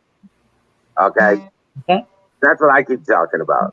The 56K modem, radio wave, short wave translators, and stuff like that. You don't have the power to power them up, it ain't going to do you any damn good. And if the power's out, you can't provide enough power to make that phone call. It's got to come from the phone company. And if they're out of power, the system is down. Hey, Colonel Shaw, Period. my suggestion to any young person starting out in life, go into the military. But by all means, avoid the Army. Unless you like punishment. Well, I don't know. I had a good time in the Army. I got trained very well in the Army. I had a good time also. But rank was and I hard made it out without going to prison. So did I did get a DWI in the military. I had a series of Article 15s, and I actually got court-martialed for them. I managed to not get an Article 15. But I did get treated like dirt by my chain of command. Yeah. Yeah, I fucked up my first time, and they gave me special. We had a staff sergeant living in the barracks. Not to keep an eye on him. They wanted to keep an eye on him. Yeah. What kind of bullshit is that? In the Air Force, you're E4, you can live outside off the base. You can do that in the service, too. Huh? You can do that in the Army, too. Okay, we had two guys do that in the Army, and they got in some nasty trouble when the sergeant found out. Right. And that's why if something happened, he fucked up, did something crazy. Yeah, he's going to be on restricted travel, and he's going to have to maintain them. Well, I've seen that happen a few times. They had to do a lot of details. Right. They were basically on special duty, disciplinary action. Took the heat off me for a while. Well, I forgot what I was going to fucking say. Well, you see, I got to Germany, and my chain of command there sucked. We had the Cobra crew chief, not Cobra chief. Yeah, he was the chief of the section. That's not his rank. He was a master sergeant. But he ran the whole unit. He was not a first sergeant. The guy in charge of my section was pretty much a Nancy. You know, everybody walk over him. Nice guy. But he never stood up for us. And I managed to get out of that one. I moved over to a AVUM unit. I don't know if you know what AVUM is. It's a maintenance unit. Basically, they send the helicopters to us, and we overhaul the helicopter and send it back. And we send it back. It has one red X. The red X means you can't fly it.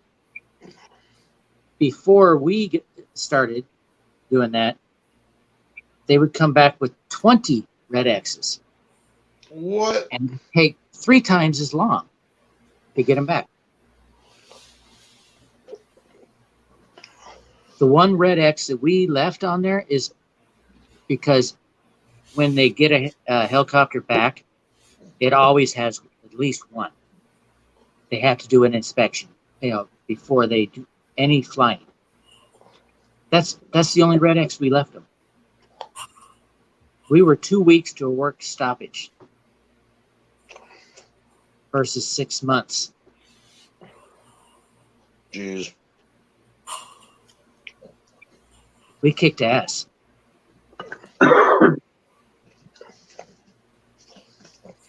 My roommate was in that also, and he was the colonel's crew chief.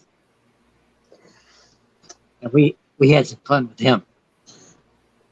He was in charge of putting one of the main rotors together. And I walk into the hangar, and I'm like, those are backwards. Oh, he swore up and down they were not backwards. I was messed up. Okay. Next person to walk through wasn't even connected with us. And he goes, why you put those on backwards? Oh, no. He's the Colonel's crew chief. That's some scary shit. Oh, that's not the end of it. One day, we got these. My roommate was very good at making the floor in our room very, very shiny. He had a source of a wax off base, German source. Ooh. And we had that floor looking like glass. You swear you'd have to get some skates out. Ah. It was so shiny. Well, he got the bright idea to make the floor in the hangar just as shiny. Oh no! And I was like, dude, that's not a good idea. He did it. Oh man, it looked nice. But the first person to walk through there fell flat on his ass. It was so shiny, it was slick as ice. See, that's when you need to do sock races down the hall. That would have been fun. But he lives down in Lynn County, Oregon. He got out of the military and he went to flight school for the airlines. Flies for Delta. Huh. Last I heard. That's kind of cool. And practically the whole time he was my roommate, I thought he was from California. But he's from Lynn County, Oregon.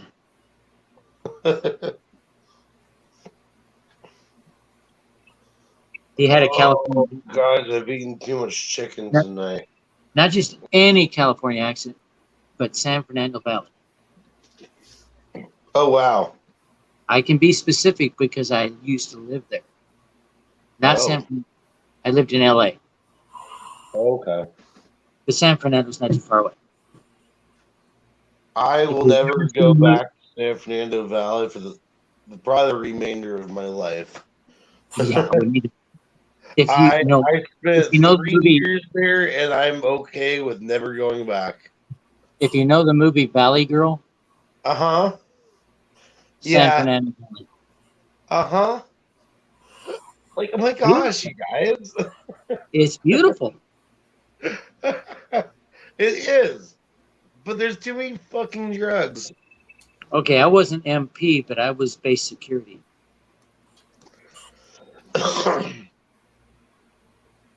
Man. Oh, no. I wouldn't either. They'll get scary. With all these like a gag bone. I can't do it. SJWs in the military, I would not join. Yeah. If you've seen that general speaking to Congress, oh my God. I'm sorry, Lord. I don't mean to take your name in vain, but yeah. I swear, the conservative politician that was asking him questions like, I'm sure glad I sure hope we don't get in any wars because we're not going to win. I seriously hope we're not going to get into any sort of war here. Now, dude, our military leaders are absolute fucking pussies. The conservative. They're not military leaders. These are political assignments. Not anymore. Well, they're political agents. That's all they are. Political agents. The conservative that was asking him those questions said, now I know why we don't win as many wars as we get in. Man. Pretty much it. Yeah. Because they're political agents. They are not warriors. Have you seen the latest military recruitment ad? It's sad. Yes. Yeah. They're recruiting social justice warriors in other countries like China, Russia, our enemies. They're making them, join the military like something grand, man. Make yourself look tough. Like, what? That's not here. I mean, let's be honest. Can we please go back to Army of One or, be all that you can be? Not Well, this both self-justice bullshit. I do understand that general though, with his way of thinking. He sees this as the only way to get us into some more wars. Yeah. I saw on the news today. These military generals and admirals, they want us to get into wars. They want to fight. They're not doing the fighting. They're sending other people off to fight for them. Well, they're part of the military-industrial complex. Exactly. Wars equal money. The They suppliers actually of their weapons want war. population control. More important. The generals and admirals want war. Their suppliers of weapons want war. Politicians That way want they war. can kill. They can kill indiscriminately. Yeah. And it's sad. I don't know. You know, knowing what I know now, I don't know if I'd ever go back in. I just saw on the news today an article about out by where Don lives in Las Vegas, Nellis Air Force Base. Yeah. The base commander and the senior staff at the base authorized an official LGBTQ bullshit drag queen show on base in hopes of educating everybody about drag being, an important, component of the LGBTQ culture. I was disgusted. Fuck. Go ahead, finish. I was disgusted when I was down at Fort Rucker, Alabama, doing my military training in the Army. They had a bodybuilding championship, and there were women there as big as Arnold Schwarzenegger. Yeah, I but was that's like, not oh my god! though. I say they got more male hormones than me.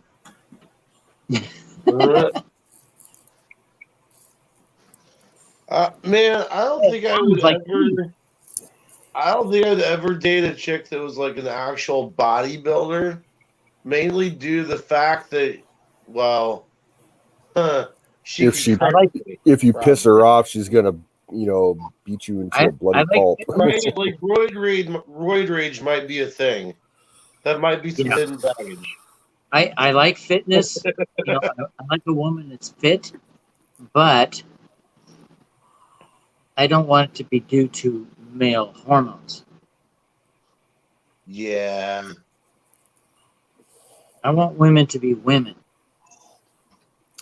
Did you guys see today that Biden authorized and carried out a couple airstrikes over in Syria and Iraq, in that area? Well, I expected targeting Iran-backed militias that were launching drones. Okay. Yeah, I realize that's going on, but I would love somebody to explain to me why we are releasing money for Iran and then attacking Iranian troops. Right. Because our commander-in-chief is a potato. Well, that's pretty much given. And guess what, Democrats? You put it in. The Democrat Party is a bunch of warmongers.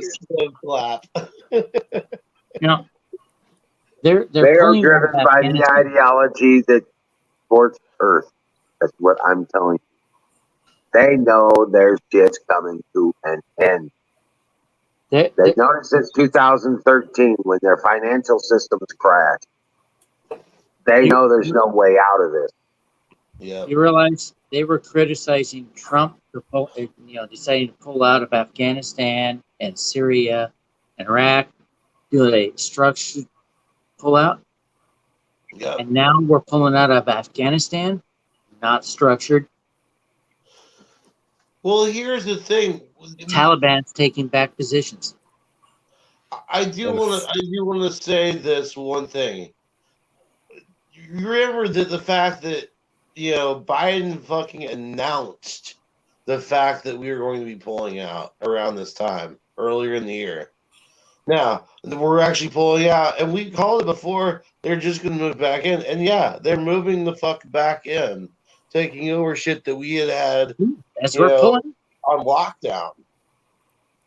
In the storyline of the conflict of that region, they plan on using. They need them to build up because they plan on using them as a control this time.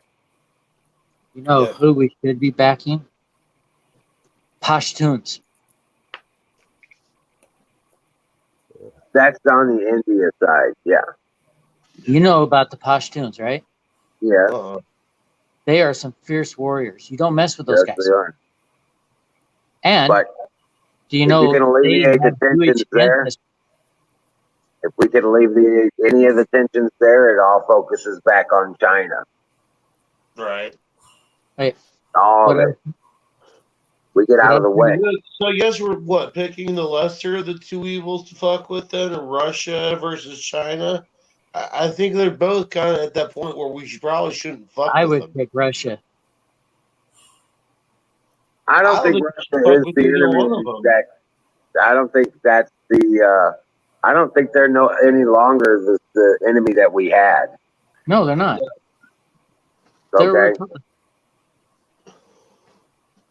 They're not as we are, but well, I would say definitely not. They're getting better. Well, the CCP went from being the UCCP to being the CCP. The Communist Party went to China. Yep. That's what happened. Yep. Putin kicked their asses out, and the Communist Party went to China. Yeah. Yeah. I can see that. And through China, they got to the United States. Okay. The reason I say we need to back the Pashtuns, they have Jewish ancestry. Know that? I say we get out of there and let them do what they got to do. Yeah. Whatever the thing, however they're going to solve that thing, because we get out of the way, and then they have to deal with consequences. You know what the smart thing to do? We used to do it. We used to arm both sides. Let them fight it out. And when they want to talk peace, then we'll show up. Yeah. Yeah, it's kind of like the. Look at it anyway, this way. I don't play global politics anyway. I'm not into that. But there's no politics in that. That's the beauty of it. If you that's the gun dealer's dream. That's all. Well, that's all. Battery, what you're describing has actually already happened in history. The Battle of Waterloo, the Rothschilds backed both the English and the French, and then that's why they own, all of the English war, the war funds is what it is. But that was the central bank right there. That's our Federal Reserve as well. That what I was trying to say. In a conflict, don't take sides if you intend on being outside, like Woodrow Wilson, as he claimed. You're taking a neutral stance. Arm both sides. You make a ton of money for the military complex. Military complex should love it. But if you arm both sides and wait for them to be tired of war, and then bring in the peacemakers, they're not strong enough to do anything else but declare peace. Sign a peace treaty. I just think that the U.S. should stop getting into other countries' civil wars. The problem is we're getting involved in wars on one side. Yep. Vietnam. We got on the side of the French. That Vietnam was a French colony. They had a rebellion. The rebellion was backed by the communists. not the Chinacom, Russians.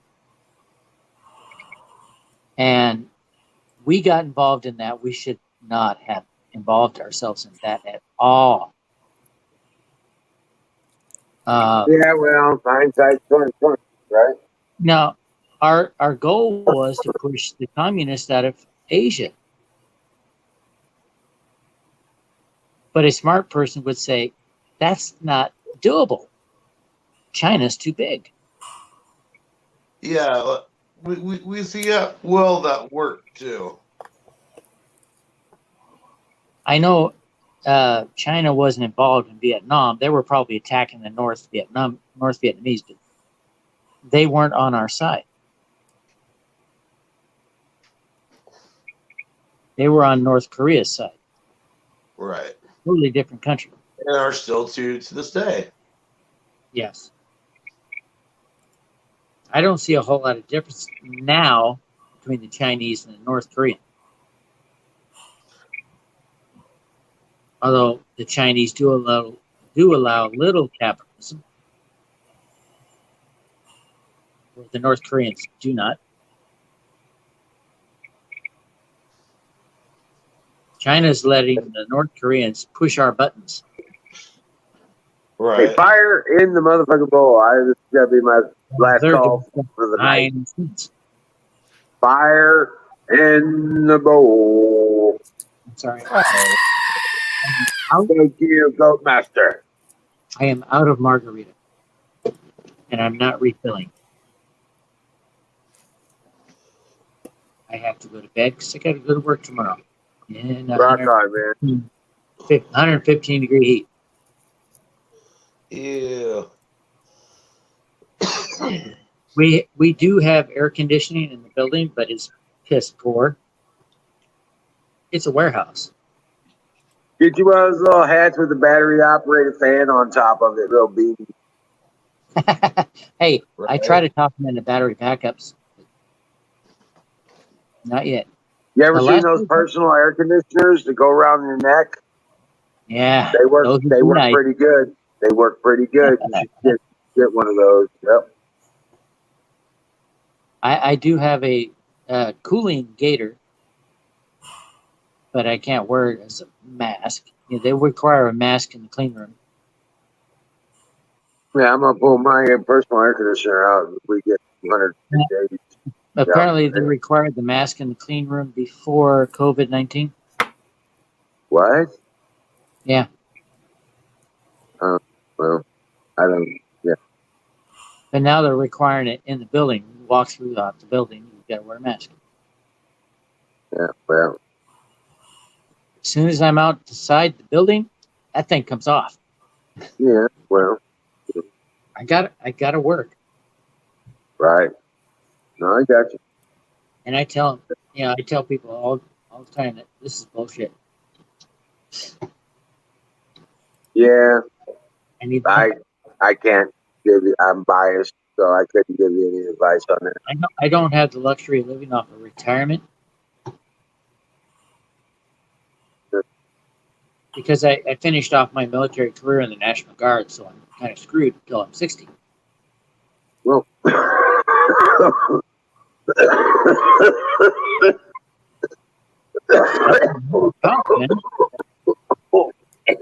was a good one. Holy cow. Went down the wrong pipe. Yeah, went right down the right pipe. Just the right way. Would you take a hit? Oh, hell yeah. Fireable. Brought to you by Sausage Gravy Biscuit Farms. Hey. God. Wizard, you notice I'm a conservative. You know, you probably can tell by the way I talk that I am a conservative. But I have no problems with you guys smoking that stuff. None whatsoever. I'm with Canoes on this. I'm going to head out in 10 minutes as well. I got to get my sleep schedule. I actually need to head out now. Well, it'll be midnight here, so 1 o'clock Eastern time is our cutoff. Yeah. It's 21:51 hours. Mm-hmm. Until we find somebody that wants to be up in those hours, and you can continue to go. 951 for you civilians. If I was 10 years younger, brother, I would be doing that. You were 10 years younger, we'd still be telling you. Never mind. Well, yeah, actually, shit. If I was 10 years 10 younger, I'd be younger, 47. I probably wouldn't be on here. I'd probably be, yeah. I would still have been stuck in my little leftist phase. Hey, those were hey. dark times. I don't like talking about them. Yeah, I wouldn't mind being 10 years younger as long as I didn't have to relive it. Right, exactly. Hey. Like 10 years younger, knowing what I know now is okay. Apex, when I was that age, I was a conservative Democrat. Oh wow. Wait, so was that technically the hippie crowd? No. No? Okay. You remember JFK? No, it's a long time before you, but he was my first president. Okay. I was not even one yet. I was like 5 days old when he was shot. Oh wow. So he was my first president officially. He was elected by conservative Democrats. Okay. Yeah, blue collar crowd. They were dubbed. Okay, that makes sense. Okay. They were dubbed the neocons. And why is that considered a bad thing now? Huh? Is it the neocons that Alex Jones is after anymore? Okay. Or is, well, I don't know what Alex Jones is talking. Start breaking it down. I don't know what Alex Jones is talking, but history. I'm talking history. The term neocon was attributed to the Kennedy Democrats. Okay. Because they were conservative Democrats. Kennedy was opposed by his party. The same as Reagan. Neocon is a neoconservative. Yes. Okay, gotcha. That's why that term came up. And it came up for a group of Democrats. Huh. Those Democrats are long dead now. Right. Okay, most of them. My parents are them. Okay. So how did we get from there to what the left is now? Okay, what happened is the left started down at the bottom. You know how you build power? You start at the bottom. They started at the school boards. Oh. Once they took the school boards, they took the local government. Once they took the local government, they took the state government. And they kept moving up. Now they've got the White House. Damn. So basically the next progression would be a one world government. Exactly. What's going on right now in this country, though, I have some hope. What's going on now, there's a rebellion at the school board. I've been hearing about this. There's like elementary school kids coming out, and I'm honestly thinking what they're saying is shit that their parents have written down for them. But a lot of them are like, "Yo, this shit's just wrong." It's going down as young as 9 years old. There's a girl based out of a 9-year-old girl based out of Wisconsin. You can or something tell she's 9 by the way she talks. Yeah, you would never know. And that's what I'm saying. It sounds like the parents wrote I some can of the tell. speeches. She wrote this. You must have listened to a different one. There was 2 9-year-olds. This one 9-year-old girl, she sounded like a 9-year-old, talking about what 9-year-olds worry about. Right. And what did it had to do with that, wearing a mask? Recently. She was complaining about the teacher not wearing a mask. Oh. When all the students had to. And it was hard to think I think I saw that one, but there's another one talking about how, like, Yeah, the other first one one might have been talked about how stupid. it's supposed to be a non-political environment, yet there's all these BLM posters and shit up in the schools. Yeah. Oh, Yeah. guys, I really got to go. I really got to go to bed. Good night, battery. Cannot Thank sleep. you, Patty. But my wife is running the air conditioner in the bedroom. Oh, I got a smart wife, man. I am lucky. She told me to put the air conditioner in the window in the bedroom. Yeah. See, I would have done it anyway, but you know, I let her show off her smarts. She's got a master's degree, nice. early childhood education. I have an associate's degree in electronic engineering. But she's doing a lot of electronic stuff work at home. Oh, that's cool. She knows electronics. She wanted to be an engineer, but in her country, engineers are men. So she wanted childhood education. I'm gonna go ahead and go out on a limb. It's probably an unpopular opinion in here, but I don't truly believe that 5G is doing all this. Like, I don't think so. I don't think we can like just reprogram a brain using 5G technology. That sounds a little in the realm of science fiction almost. Yes, it does. Well, it's not just the 5G tech; it's what they're putting in their bodies that reacts to the 5G. I worked communications. You can affect a body with frequency, but you can't affect the way you think with frequency. Right. We don't have that kind of knowledge right now. Yes, that's where I'm at. If they are making using 5G to affect our bodies, guess what? Those that are in charge are getting affected also. Well, that's like that doesn't make any sense. When people were saying that the virus was being sparked by 5G. It's like that's Good not night, Patriots. the realm of possibility. Good night, Patriots. I will see you all tomorrow. Dream well. And do not fear, for those things will pass. These things shall. I talked to a guy that I asked a question of what is this? This was when 3G was the thing.